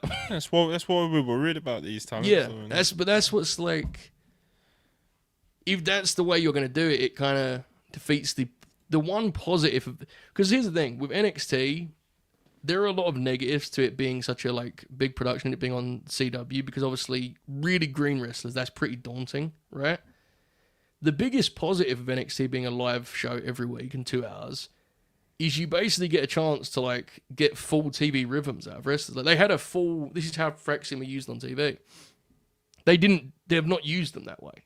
Now you can't use everyone the way they use in NXT, right? That's not how it works. Like if you get Tony D'Angelo up, you're not going to fucking, you're not going to be like, right, let's do some segments. But I think in Phyrexium's case, I think there was an appetite for that. But I think there's a lot of different voices in the room, and like I don't know what Bruce Pritchard thinks of Phyrexium. I'm going to guess he doesn't think they're the best tag team in the world. Just give my gut feeling. And when there's a lot of different people, and when the Booker doesn't care about SmackDown, you know, these things happen. Mm-hmm. No, like I said, I do feel like there is a danger of them being slotted by the guys at the office. But I think the reason why fans wouldn't move past it as seemingly easy as they have with Phyrexium is because of those intangibles that Javon has over them. Like we were just talking about. But also, there's a lot of special talent. I think there's a lot of people being mismanaged over there at the moment. Just there's a lot of people, bro. That's the honest truth. It's just... Well, yeah, a lot of people and a lot of them being mismanaged. So yeah, no, but like you get what I mean. It's hard, right? Isn't it? It's a hard job. It's just, I'm not trying to defend creative because I have no interest in doing that. It's literally very few things in the world I want to do less than that. It's just like, I do think when there's such a sea of people, the amount of people that fall through the cracks is just inevitably, and it's why I kind of wish that the wrestling economy was held from people could be more spread around, but they can't be because it is what it is. I hope everyone gets paid. It's a lot. Now it would help if like. I do wish there was more time on the shows dedicated to like the talent, particularly on Raw and SmackDown, but you know. You get what you get, you know. You get, bro. Cesar's. He sent a few messages earlier. Trick is the guy. He's a real star. I love Trick, man. I still got full faith that he's gonna quote unquote make it big. So given his promo yesterday. And he comes out there before DIY did the whole like surprise comeback to NXT, and he was like, last week I said I was the greatest NXT champion of all time ever. I'm the hottest champion, and none of your faves have replied to me or wanted to fight for the honor of NXT. And he was like, I don't blame him. He was like, I don't blame him. I won't fight for NXT either. He was like, I'm never coming back to NXT. Blah blah blah blah blah. And that he based his promo around just slandering NXT and how your legends don't love you no more, your heroes don't love you no more, and then obviously DIY come out to that big pop. I felt DIY coming as well. Like I could feel them like on their way when he started cutting that promo. Because I was like, who could they just kind of like call for a random Tuesday? Do you know them ones like that would like fully move these people? And it was like DIY makes sense. I was thinking, actually, to be honest, I thought it would just be Gargano, but they did DIY. So, but yeah, man. Obviously, baby facing it on NXT. Well, so they have to, don't they? It does kind of pop me when they do things like that because it's just like we ain't even gonna try do this heel bollocks on NXT. No, we can't do that. They mean too much to that audience, and it so. Mm-hmm. Yeah, I'm intrigued how Trick pans out. I like Trick. I think he's one of those guys now where it's like we just need to see how it looks on the main roster. I think. Yeah. I'm hopeful. I mean, he has a ton of personality and he just looks fucking awesome. So I think there's a way to handle him, and I do think he just naturally gets over. Obviously, you wish his work was developing more, clearly. It's a little bit now. I find it's like some matches he looks better, some matches he doesn't. And that can happen. He's probably, if there was one wrestler that I wish house shows still existed for, it would be Trick. Oh like, yeah, imagine, 100%. Imagine being able to say there's Trick. A few people. Like, they're all for sure, NXT but if you people, if you could just pick one, I'm saying that like Being able to say Trick Williams, like you're working with fucking Finn this weekend 3 times. Like, I just think that would help him a lot. The people who come to mind would be like Trick, Jade, Tiffany. Yeah. Tiffany's a good one, actually. Tiffany's in a fascinating spot. She almost got she got over so quick that now it almost feels like she's she's playing catch up now. She's catching up to the push that she originally got. Bro. It's mad. She's been the champ for 8 months, I think, or 9 months. Yeah, man. Yeah. That's a fucking serious run, dude. Like, and it feels like she needs to almost reset after this. Feels like she ain't dropping the title anytime soon either. Well, because I mean, SmackDown, they got so many options, haven't they? You know. Listen, bro. She's wrestling Jade again, I think. So, Blimey. I think like the tease are wrestling Nia again as well, which is like, fucking insane to me. But this sounds more like ridiculous than I intended, but I actually mean it as an honest question. When is like enough with this version of SmackDown, and someone actually like does something about it? I think we're already there, but are they actually going to do anything though? That's what I mean. Like, yeah, like we're in that place, but like, are they happy with how SmackDown currently operates? Because it doesn't seem like many people are. You know what it is though as well, bro. Like, I know you probably don't watch this, but like the ratings are tanking and that as well. Whereas like obviously this week was a bit of an anomaly because it didn't air live, so a lot of people obviously just fucking not streamed it or whatever, you know, when it was actually live for us in the UK, well, in France or whatever.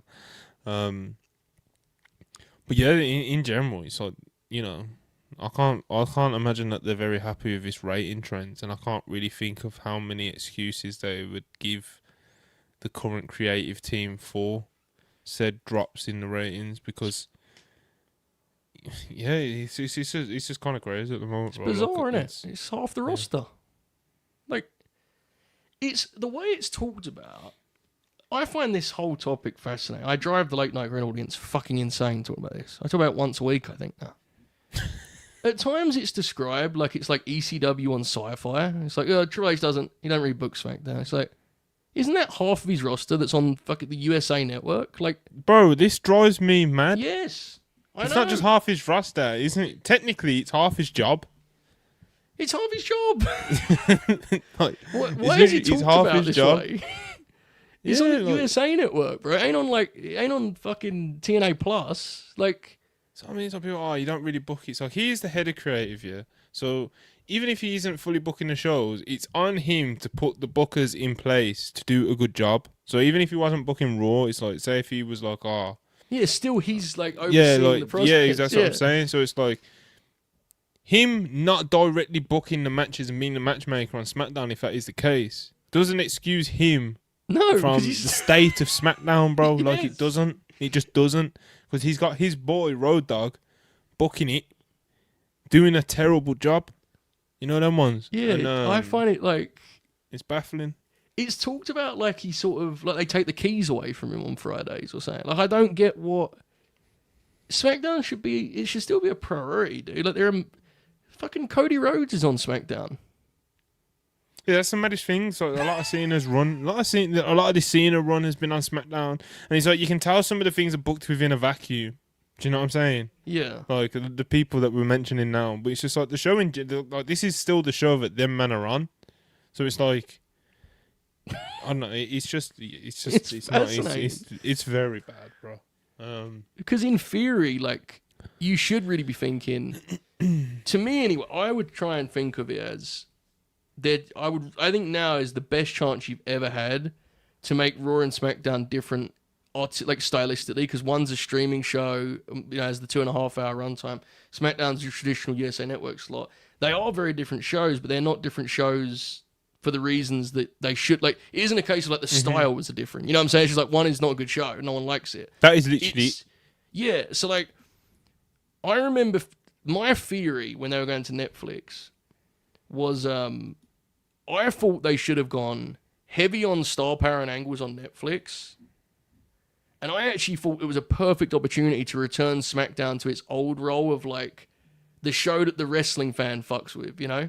Like, you remember that was the thing back in the day? Like, Raw would be... That was the show Vince cared about. SmackDown would have the matches that people liked. I thought they had a perfect chance to reset in that because with the USA Network, like, it was familiar. You could have good action on SmackDown. And then Raw, you could really focus on, okay, what's Punk's angle? What's Cody's angle? Like, Gunther was perfect to me in that regard. You could have Gunther as the top guy on SmackDown and having classic matches and so on and so forth. Whereas, by contrast... what they've done is, like, SmackDown has almost no guys to lean on in ring. Almost none. They've just got Sami Zayn. It has nothing except for they've... You know what it feels like? Yeah, they have nothing other than some star power because obviously within the deal with USA, they can't give them nobody. Do you know what I mean? So they're like, fuck it, you can have Cody and Cena. Do you know what I mean? And, you know, we actually care really about Netflix, though. Right. So... Because I don't get it, and I think it results in us talking about Jacob the way we did. I think it results in Tiffany feeling like a champion that's standing in stuck in neutral as a champion for the night. You know, it's very odd. I don't get it. I honestly am stunned. We haven't had more reporting on it. If I was a talent on SmackDown and I read these things about SmackDown and I watched the show, I'd be like, "What is happening here?" You know, like, why am I? Does that mean they think less of me? Surely not, because Cena and Cody are on this show. Like, I don't... Yeah, it makes no sense, bro. I don't... Yeah, I honestly don't get it at all. It's like even the old Booker, redacted. Yes. You know? I think even for all like how terrible he was, especially at the end, it's like, even when he was awful, like, there was still some, like, he would differentiate SmackDown and Raw, you know? Sort of, yeah. I mean, by that point, he was fucked, but yeah. The best SmackDown. Yeah, he was complete. He was fucked, didn't he? But it's like obviously like the good examples of like the SmackDown 6 compared to what they were doing. Yeah, well, that's Raw, the thing. Do you know what I mean? We saw even like I said, even when he was fully fucking washed and terrible, there was at least like some thought towards differentiating the show, even if he wasn't putting it off that well. Whereas at the moment, to Joe's point, he just feels like fucking SmackDown is just a shit show with Cody and Cena. Well, the ironic thing about that comparison is the best SmackDown's ever been. Is when, much like how Paul is now, Vince would basically just say someone else book SmackDown. The issue is he's picked Road Dogg, and that's the honest truth. I mean, there is something to be said for if he doesn't want to, if he feels like his workload is too extreme, just booking Raw, which I don't know what goes into booking Raw. SmackDown's best runs to me, SmackDown 6 obviously is Paul Lee. SmackDown 2011 was Michael Hayes. SmackDown 2016 was the gentleman who... Ryan Ward, I think his name is. I think is the fellow. If you want to give someone the book on SmackDown, that's not a terrible idea. Because in some ways, that can be you just going, you know what? This show needs a different mentality. So let's do that, and I'll oversee. The issue is... I'm sorry, dude. I'm sure he's a great hang, but like... what evidence do you have at this point Road Dogg should be having that job? You know? I mean, that's just... It's madness. I mean, it's just... That's a baffling thing, isn't it? Yeah, like, I'm sure it's fun to talk to him in catering or whatever the fuck, but, like, what... If you want to... Look, I'll never shame people for giving their friends jobs because, like, whatever, dude, it's the wrestling business, you know? Do you really want him having to, like, run the show? Can't you just, like, hide him somewhere? Can't he just produce, like, AJ Styles matches and not do anything, you know? Like, I don't get that. I don't understand that at all. And they have so many people there as well. Yeah, they have so many people that you could go like Regal. Like if you went to, do you know what I mean? Take your pick. You went to like Adam Pearce and said, "Can you do SmackDown?" I'm not saying it would be like Revolution. I promise you'd be better. Nick Aldis as well. Like, yeah, like just try someone. And here's the thing: if you try someone, I mean, Pearce has booked before, but say you tried someone brand new. Say you went to Shane Helms and said, "Bless Shane." Somewhere he's suddenly stuttering and he doesn't know why. He's glitching, you know, in fear. So you said to Shane Helms, "Can you try and help us with the SmackDown creative?" And he fucking sucked it. Like, at least you tried someone new. It can't be the same 5 guys forever. It's about Bruce Pritchard, bro. It's 2025, you know. I mean, I understand if you want to have him in the room, I get it. But, like, fuck, you need to have some... I don't know. Maybe we're off base here. But everyone I see about SmackDown, it's, like, bad, you know. That's kind of what it comes down to a lot of, I think. in general, like what you was just saying, like there's so many people in the room, but the people that they select to make the most important decisions creatively is fucking baffling. Yeah. So I don't know, man. I don't know. I don't know. I don't get it either. And the biggest thing for me, so I know we've been talking about this for a while, we'll move on. I am stunned that it's not a bigger. I see a lot of conversation about the fact that SmackDown sucks. I see nowhere near enough conversation about how strange this situation is. And I talk about it every time now because it confuses me. I'm like, if I was a mid-card guy on SmackDown, I'd be so confused about what's going on. Like, why do I see Road Dogg and Gorilla, bro? Like, what the fuck? Yeah, I don't know. Confusing. Jacob Donnelly, $5. I get why TK switched to the 3 p.m. start, and as a fan, I'm not going to complain about an early show, but I actually hoped, I think that was meant to say, I actually hoped TK would stick to his guns this time. For what though, man? Yeah, it's what I said earlier though, right? I think there was that sentiment. I think there was a feeling of like, fuck it, just hold your ground. But I understand it. I definitely get the feeling. Yeah, it's all what I said from the start. It's like it feels more kind of like an emotional based decision because it's like for sure stick to his guns. It's like for what? Yeah. Do you know what I mean? It's like yeah, okay. The best argument would probably be the one that we was talking about earlier with Joe. Like you know, you don't want WWE thinking they can just push you to any time slot or whatever. But other than that, you know, it's like stand your ground, bro. Like I don't know, man. Shout out Spurs, $10. Appreciate it as always. I don't know, guys. I can't seem to bring myself to care too much about AEW switching times. More likely to not go up against the biggest college football games of the day makes me happy. Yeah, man. Obviously, football season. You know, college football. I've seen a lot of people kind of sharing that sentiment as well. To be honest, bro, of like, who cares what time they're on? I'm watching football. It's just like fair, man. You do you. But of course, we've got to look at it kind of as from the wrestling point of view. You get me? But I get it, bro. Do you know what I mean? I've picked Premier League over fucking wrestling. I've done all kinds of shit over wrestling in my life, you know. So I hear you, bro. Sonic, $10. Obviously, it's not really a big deal in the grand scheme, but it's objectively a smarter decision. But I do feel like the fan base would have respected it if Tony stood his ground.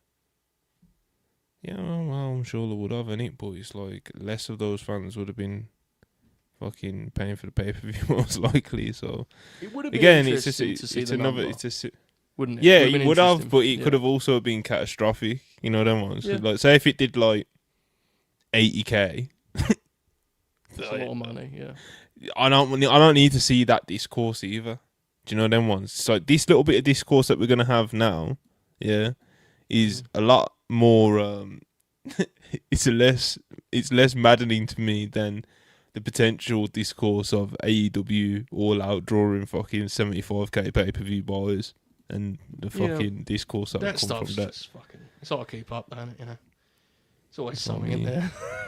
Yeah, man. I hear, but a lot of these, I guess a lot of this side of the coins, like argument, is very much the same. Of I would have respected Tony. It's an emotional if he thing, stood his ground. Yeah, exactly. None of it is like, if they would have done this, then X, Y, and Z. It's all just, bro. I wish Tony had balls, bro. And it's just like, well, you know, guys, it's a business, isn't it? Razor Ramon 99, $4.99. Appreciate ya. Will Cody versus Punk be babyface versus babyface at Mania 42 in 2026? Will it happen in general? Razor's back but leaving soon. Love you guys. Ask Ibu. Ibu what? That's crazy. President Subin said, ask Ibu about the question. I'm going to ring him. If call him on air, like, yo, bro, I know you're on shift right now. He would give this such a like. Razor Ramon. Could you imagine how political his answer for this would be too? I think Punk will be a heel. Alright, we just got a match announced. Tony Khan, 18 seconds ago. Bandido will be defending the tag titles against Claudio and Wheeler Yuta. Damn, there you go. That should be good. Will it be a babyface match? I don't think it should be, and I don't think it will be. I think there's a chance that Punk wants to remain babyface, but I think... Oh, yeah, of course. I think that story works way better if he's the heel. Way better. Yeah. Oh, yeah. But yeah, also, I think there's something to that. I do think there is that small chance of Punk's like, I'm having fun. You know? I'm old. I'm having fun. AJ's here now. You know? Punk's gonna do one of those like fucking 1999 like I see my merch checks recently, bro. I ain't turning. I ain't cash. That's what he spoke about on the fucking Cult podcast. Remember? He did. That's right. Yeah, he did that. That's a classic wrestler thing. That is. You know that's worked into the TEW games. Are you aware of this, Monty? Like if you go to the Rock, I'm not a TEW guy, man. You go to the Rock in like 2001 and go, "Can we turn you heel?" He goes, "Merch sales, bro. I ain't doing it." Fuck. It's fucking awesome. We should do a TEW, man. Yeah, we fucking bore everyone to tears, bro. You and I. Fucking squash Nah, you wanna. We would have to do it. It would have to be like a recorded thing, and we'd chop it up. Edit it, yeah. 20-minute Adam Priest. Yeah, we couldn't be doing like 2 hours TW. Like it'd be like 40 minutes. That's what, because Matt and I do it, and like it is fucking. Like today, before I'm here, I was doing it with Matt. I was booking with Matt, and we're on stream, and we're literally looking through like venues we can run, like the most fucking disgusting stuff. We're going, where can we run in Germany? You know, like what are we talking about, dude? I mean, it's just good shit, man. On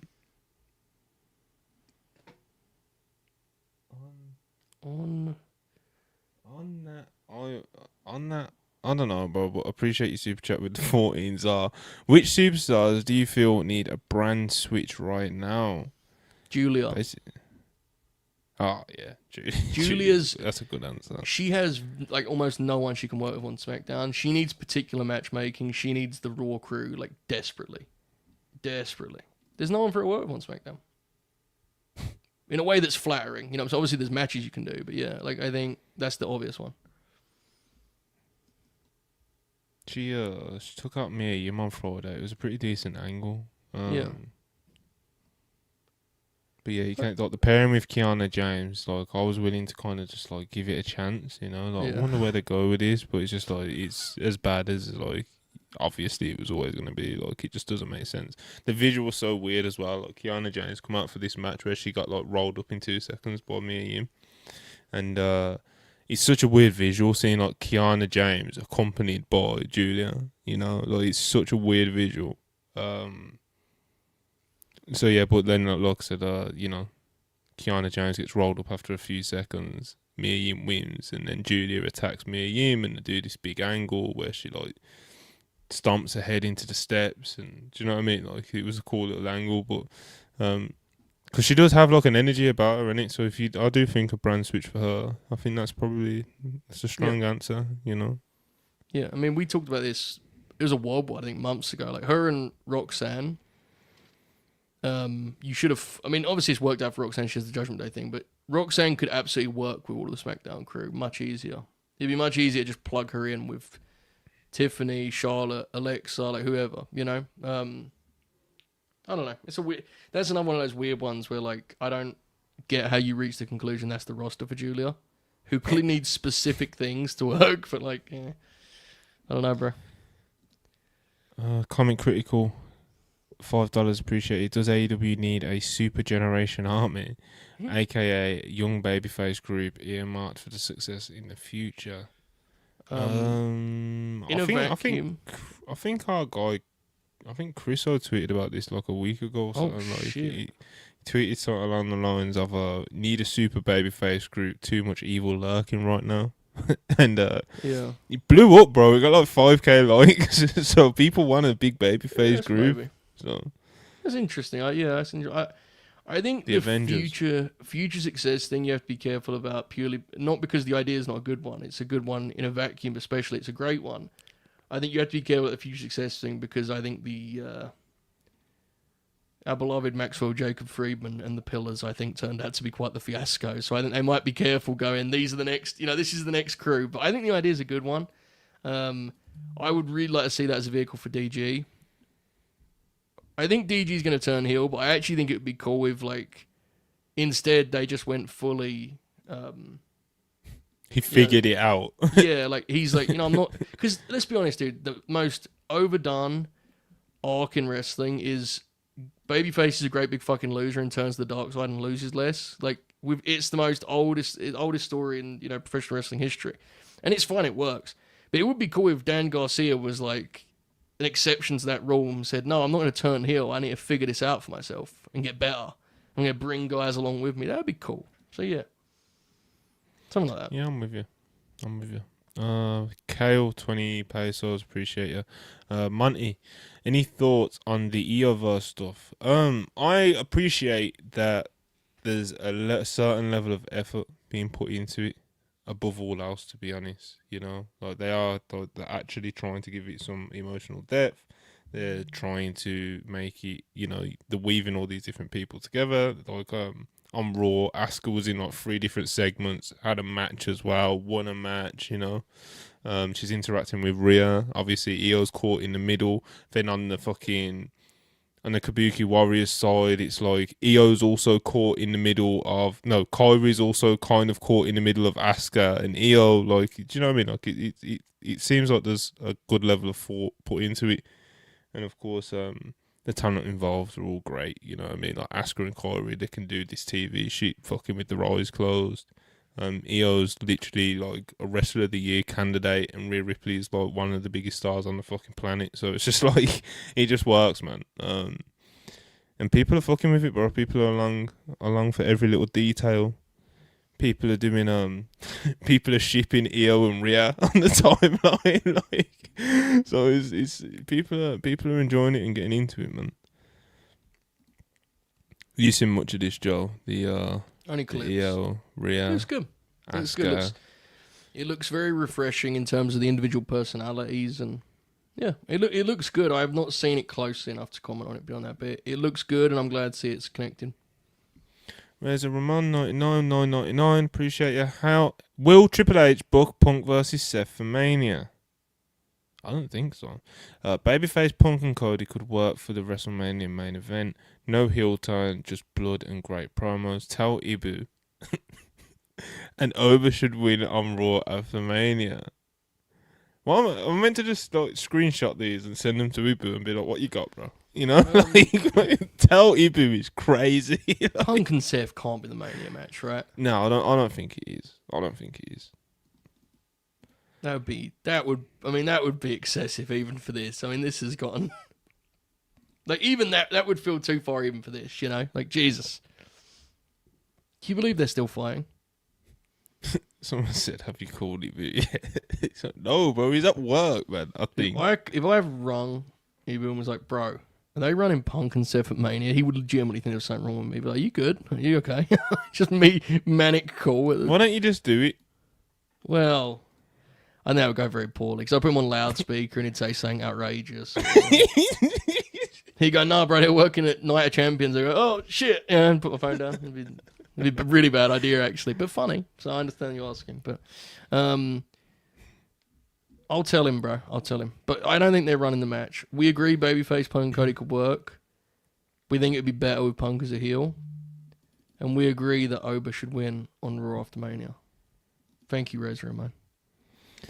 Sonic, $5. SmackDown was so bad that LA Knight had to beg to get off of it.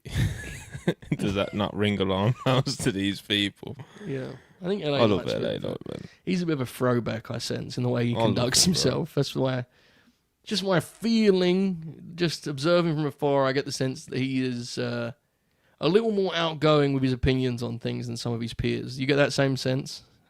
Feels like the kind of guy who just goes, "This fucking sucked," and everyone goes, "Well." Yeah. Suit Williams, I want Tell Ibu to be the new bit on show season on.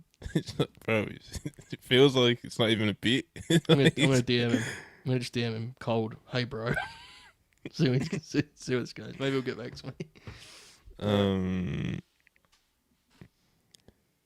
Carlos Cranes, 199. WWE Club Shop ruined AJ Lee's return in a tweet. Yeah, let's use this to segue into AJ Lee. Yeah, man. AJ Lee, Joe, 10 years out the game, seems like she's definitely coming back. Obviously, most people would assume that coming out of Clash in Paris, with Becky linking up with Seth Rollins, low blowing CM Punk being left in the ring. What is he going to do now? And, looking at the sign in the crowd as he was leaving the ring, and just all other little hints between Clash in Paris and that WWE shop tweet, The segment with Becky and Punk on Raw just felt like, just AJ Lee's coming, Mm-hmm. Sean did a report basically saying as much, and that it's potentially not even going to be a one-off either. And then, of course, kind of like the big smoking gun was the WWE shop botch tweet where so what was this? Did they post like a graphic or? No, so basically someone tweeted them like at WWE shop like, yo, when are we getting AJ Lee merch or something? And they were like, ahead of AJ Lee's anticipated return at WrestlePalooza. And it's like, yo, what the fuck? Let me find some poor intern, bro. Fuck. That's what I'm saying. Because it was late last night. It was one of the first things I saw when I woke up this morning. It's kind of crazy how, like, in a week, this went from a thing that I would have dismissed immediately as not being real, and now it's, like, already at the point of, obviously, it's happening. It's crazy how quick this shit happens, isn't it? Wrestling Days, shout out them. Hey, WWE Shop, where's the AJ Lee merch? What am I meant to wear on Friday when I watch Smackdown? WWEshop.com. Hey there, of course we wouldn't expect that with AJ Lee's return to the ring. We are looking to have some fire gear, hopefully in time for WrestlePalooza. Be sure you're signed up for emails and get the latest updates on new live inventory. Happy shopping. It's a crazy deal, dude. I'm really excited to see the reaction because I think it's going to be an incredible reaction. Could be a historic reaction in terms of American women's wrestling, actually, to be honest. I think it is like the demand that fans have had. Like we've never really seen anything like it. It's what I was talking about with Phil on Monday. Right. Ideally, it would be like I mean this purely for the surprise part, the reaction part. Ideally, it would be like a shock, right, for the reaction. But it's still going to be. They got a big house in Chicago, I think, right? Yeah, of course. Really big house. So especially I mean, CM Punk announcing on Monday that he's going to be there. So yeah, I mean it's going to be a great reaction. I think it's really cool. I don't have really a connection with AJ's work because I honestly haven't seen a ton of AJ's work. It was a weird time, Joe. Right. Yeah, so like I haven't seen a lot of it. I think anyone that can get over to the point where 10 years after they've done something in wrestling, people are desperate to see them, I think there's a magic to that. And like, I mean, I think it's really cool. I honestly don't have thoughts beyond that because it's like, one of them ones for 10 years, bro. How much could exactly. You have? And it's also not, and I don't mean this to disparage AJ Lee. She didn't have chances to have great matches. That wasn't the time. But it's also not like you're going to do an extended conversation about, like when Punk was coming back, we had those conversations at the time. I was still on Fight, but we had those conversations about like, how much will he have left? It's like, I have no idea where AJ is going to be at because it's been 10 years and I also am not familiar enough with where she was. You know what I'm saying? So like, it's a little bit of a blank slate for me. I think it's really cool. I think beyond just AJ herself, I think there's a pretty cool like point to make about,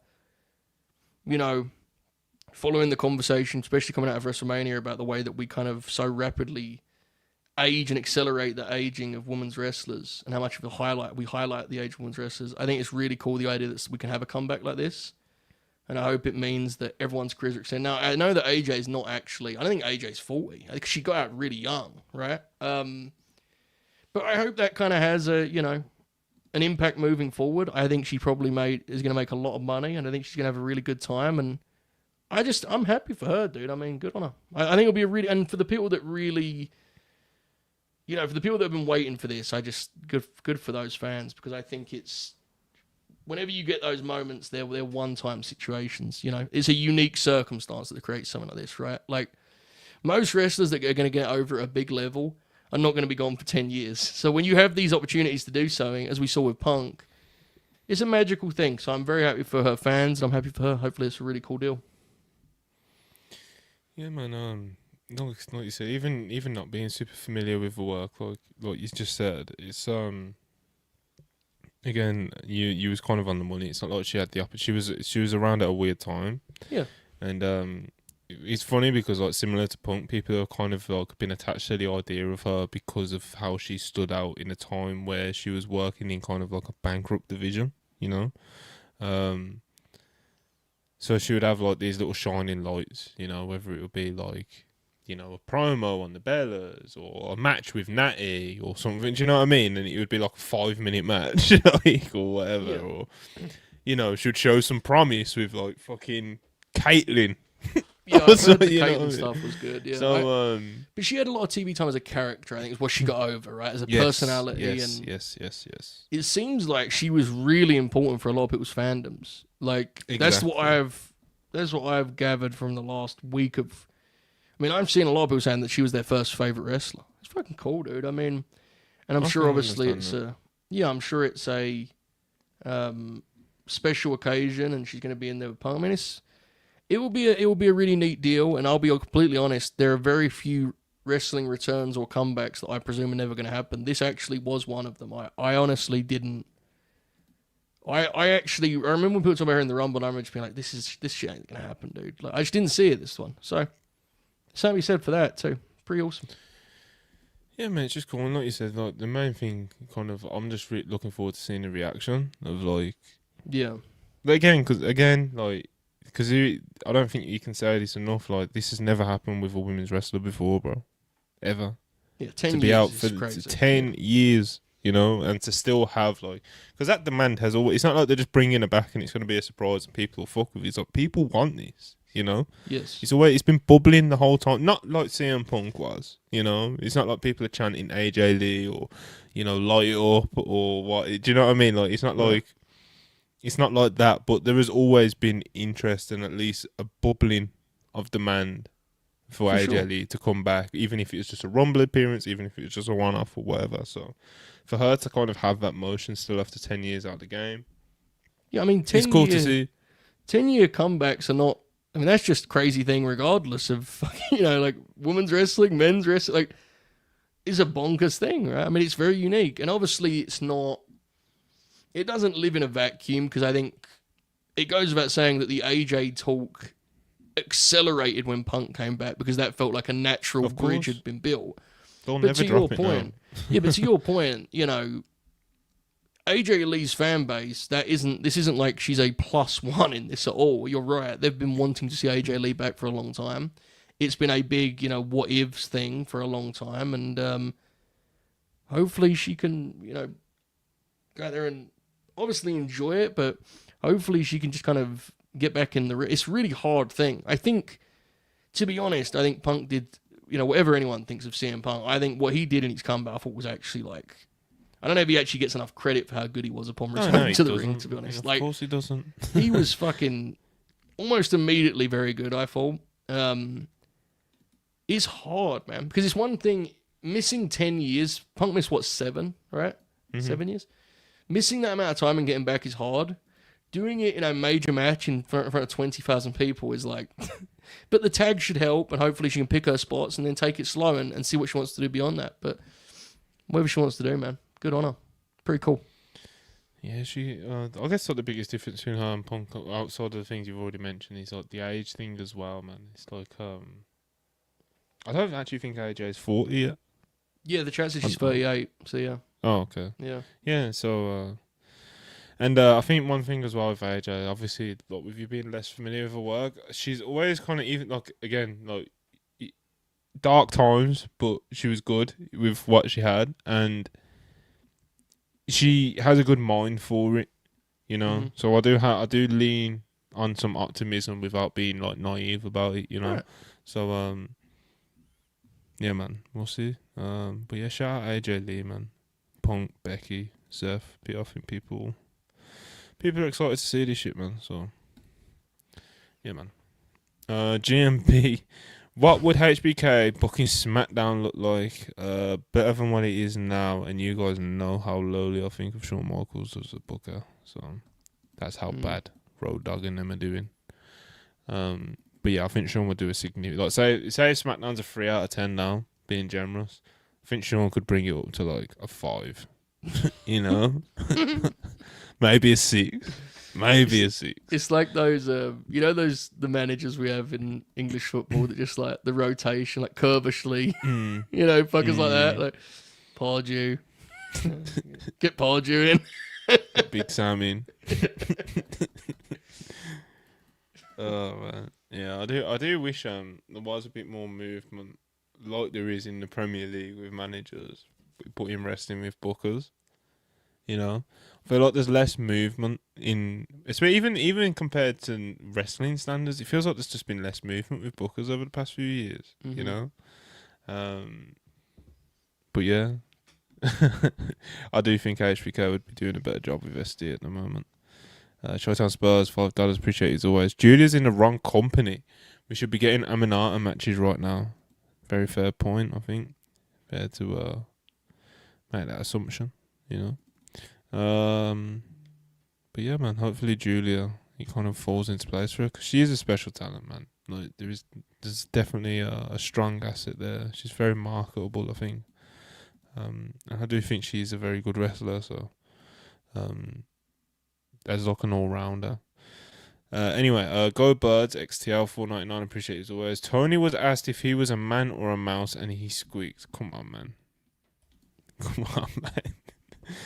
Come on. It's Luger $4.99. Appreciate it as always. Imagine if Julia was in the EO story right now.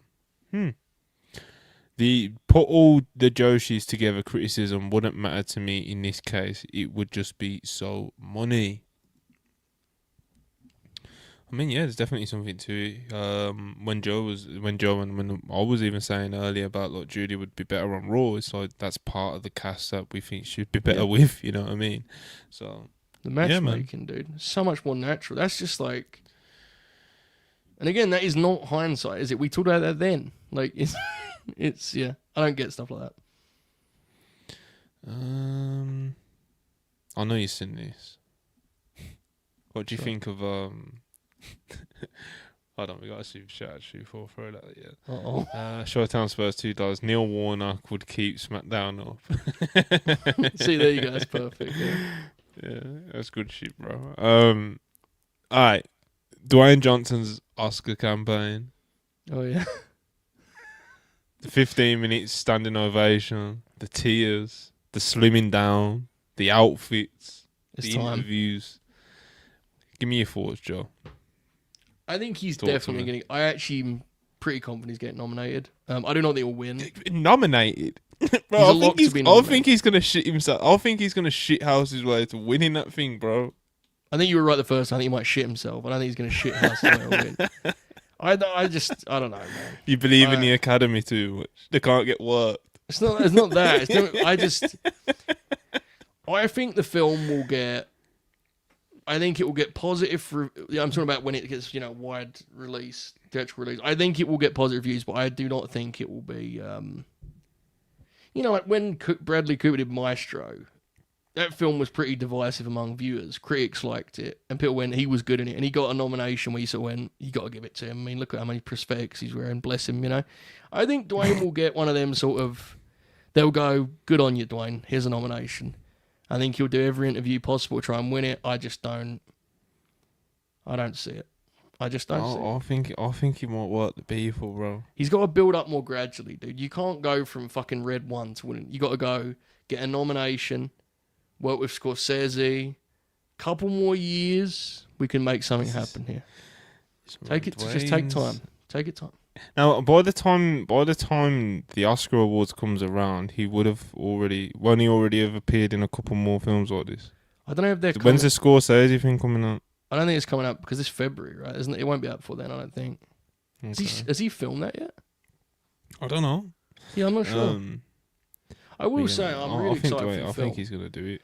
I can't wait for the film, dude. Because I watched that documentary when I was like 8 years old, And I remember it vividly, and I've watched it probably 4 or 5 times. Alex and I always talk about it. Katrina and Alex and I always talk about that Smashing Machine. And when I watched the trailer, actually, I'm a bit embarrassed by how much it moved me. Like, when they showed Pride, and, you see, the way it's presented, and just... I don't know, man. Like, it looked like it was very.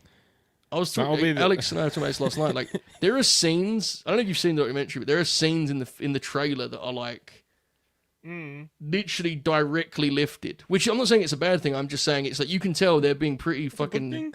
Yeah, they're being pretty sincere. They're being pretty sincere to the doc. So like, it's pretty big deal to me. I'm really hoping I like it because if I don't, I'll be pretty bummed out, to be honest. You know, you said like it was almost embarrassing that it was moving to you. I feel like, at least for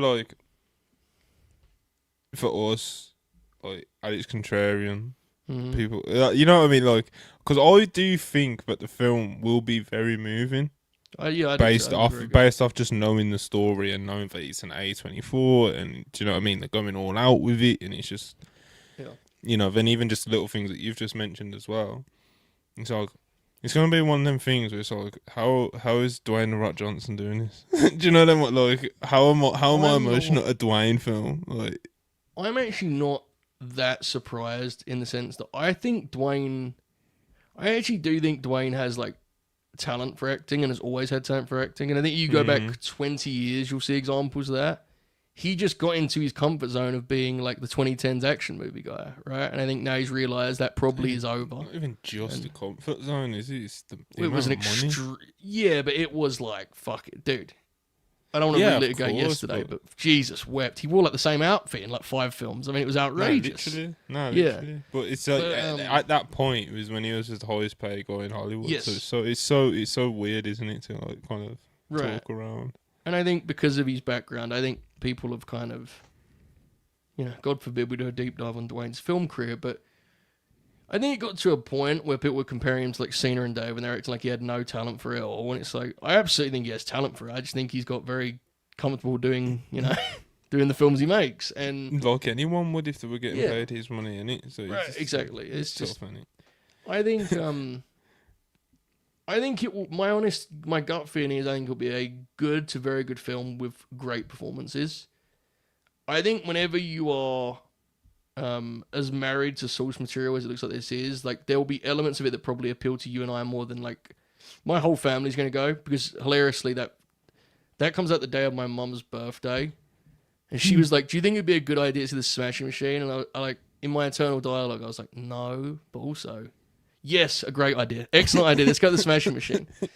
Happy birthday. Yeah, like so yeah, that's I'm sure it will, you know, I think we'll leave the cinema that night and everyone will be like, Jesus, that was fucking miserable. When I go, it was great. I loved it. Iron Claw was like that though, wasn't it? Iron Claw was a bit of a tough one because so the way that I'm handling this with the Holbert family is I'm not letting anyone else watch the Smashing Machine documentary. I want them to go in blind and watch it as a film.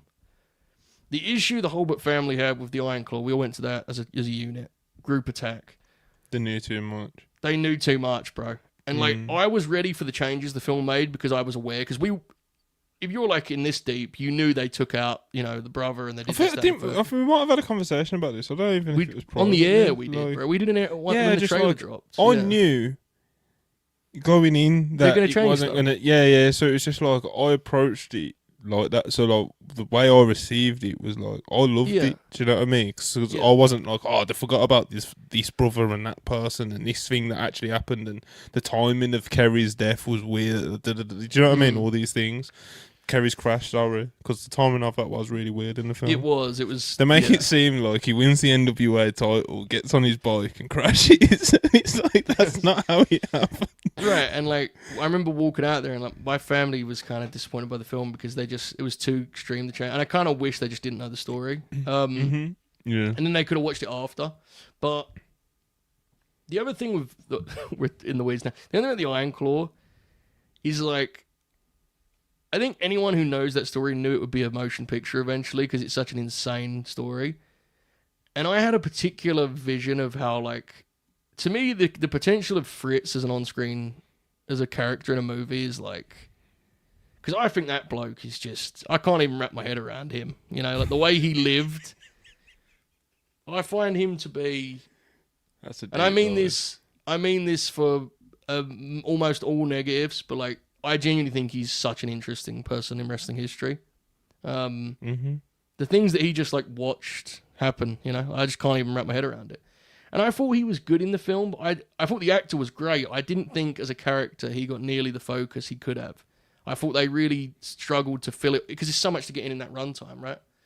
So like, I was left wishing they got more out of the Fritz character. This is now a movie review show. You see that? Happens just like that. I had to ask you about Dwayne's Oscar campaign, bro. Yeah. It's not every day you see Dwayne crying on the timeline, you know what I'm saying? Bro, everyone said it, and I agree with them. If he wins the Oscar, he's running for president. It's a lock. Ooh. The final challenge. This could get, and on that note, people, we're going to wrap it up here. I was talking to Joe before we went live. I want to, let me know in the chat, in the comments or whatever, yeah. Do you guys want to see, like, an AEW show tomorrow? Not necessarily a Dynamite review, but an AEW show of some kind tomorrow. Obviously, we'll loosely talk about Dynamite if anything interesting happens, but I don't even know who would be on it. It'd probably be like, I don't know. I can ask Rob. I could ask Chris. I could ask Marcus. I could ask around. But I don't think we'd have any of our... Joe can't do a Dynamite fucking show. I think you're busy anyway, ain't you? Then like AO busy these days. Ibu's gonna be at work, so just I'm kind of toying with that idea at the moment. So yeah, one last super chat before we get out of here. Hope you guys are having a good day. From Chicken982449, appreciate it. Hope you guys are having a good day. And Joe, I saw your letterbox and need your reasons on the Spider-Man half ratings 1.5 and 3.5 mental thoughts. Oh, Spider-Man 1 and 2 ratings. What one did I give? One? I gave 1.5. Spider-Man, I haven't watched those original Tobey Maguire Spider-Mans in so long, but Spider-Man 2 I remember being like one of my absolute favourite Superman films I've ever seen. So I like Spider-Man 2 a lot.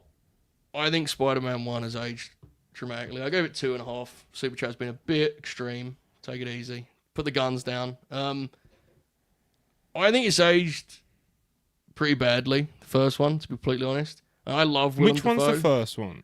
Green Goblin. Okay. The works. Okay.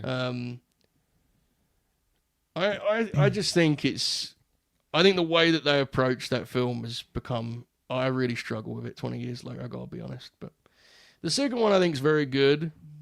Very, very good. It may be my favourite of the Spider-Man flicks. But when I third is the Venom one, isn't it? Yeah, that's that. Yeah, I think at the time Sam Raimi's approach to comic movies was huge and really important. I just think that first one, there are elements to it where they went too far in one direction. It's like I really struggle to watch it now. That's probably a hot take, but I mean it's also a fucking Spider-Man take from Joe Holbert at 12:30 a.m. So I mean, really, how hot can it be? Yeah, something to get AO for the Dynamite show. AO's not going to be doing the Dynamite show tomorrow, people. You know, AO's actually he's just got back from Korea, so he's just kind of like settling into his self-made and figuring out how his schedule's going to be with self-made, and then we'll get him back a bit more regularly. So hopefully too soon. But he's not. Even when he comes back, he's not going to want to be doing fucking Dynamite shows, bro. I can tell you that from now. So let the self-made guys do a Dynamite show, bro. I wish. I wish even before they were doing self-made, I couldn't get all those four guys free at the same time on a Thursday wanting to do a Dynamite review. Like, it's just impossible, bro. Yeah, literally impossible. But yeah, let me go. Let me know, guys, if you want to see a Dynamite show tomorrow. Even though it won't be a full-on review, just, I don't know, in the comments or whatever if you're watching this later. Anyway, we are getting out of here now, so potentially you'll see us tomorrow. If you don't see us tomorrow, me and Phil are probably going to be doing a show on Friday in the afternoon as well. And I might try, well, I am going to try and hassle Ibu, but he's being very stubborn these days, so we might have to wait until like worldwide or Tuesday or something. Anyway, appreciate you guys for locking in. Joe, have you got anything you want to plug before we get out of here? This Friday, we are live and free. It is my 28th birthday, and the lads are forcing me to throw a birthday party on the Grin. It's not my choice. It's definitely not my say. everyone said, Joe, we really want to throw a party for you. Please, can we throw it? I was like, okay, guys, we have to celebrate my birthday. So you can join us live and free, 10:05 Eastern, this Friday night, Late Night Grin. Also, stay tuned to my Twitter gimmick. We have a Monday Night Wars draft coming to LNG Productions. So that's what I've got coming up, Montel. Appreciate it. I can't believe they're forcing you to do that on Friday, bro. It's crazy. You know how much I hate stuff like that, dude. Jesus. I can't believe somebody else planned. I know. Put that in motion. And apparently, Bob's coming up with a format of all topics that I want to discuss. But Bob's coming up with all these mad ideas you were telling me about. Yeah. Like, I don't know. Yeah. Bro. I don't know. It's terrible. But anyway, guys, lock in on that. And appreciate you guys for watching. Please like and subscribe as always. And we'll see you when we see you. Peace. Thanks for watching.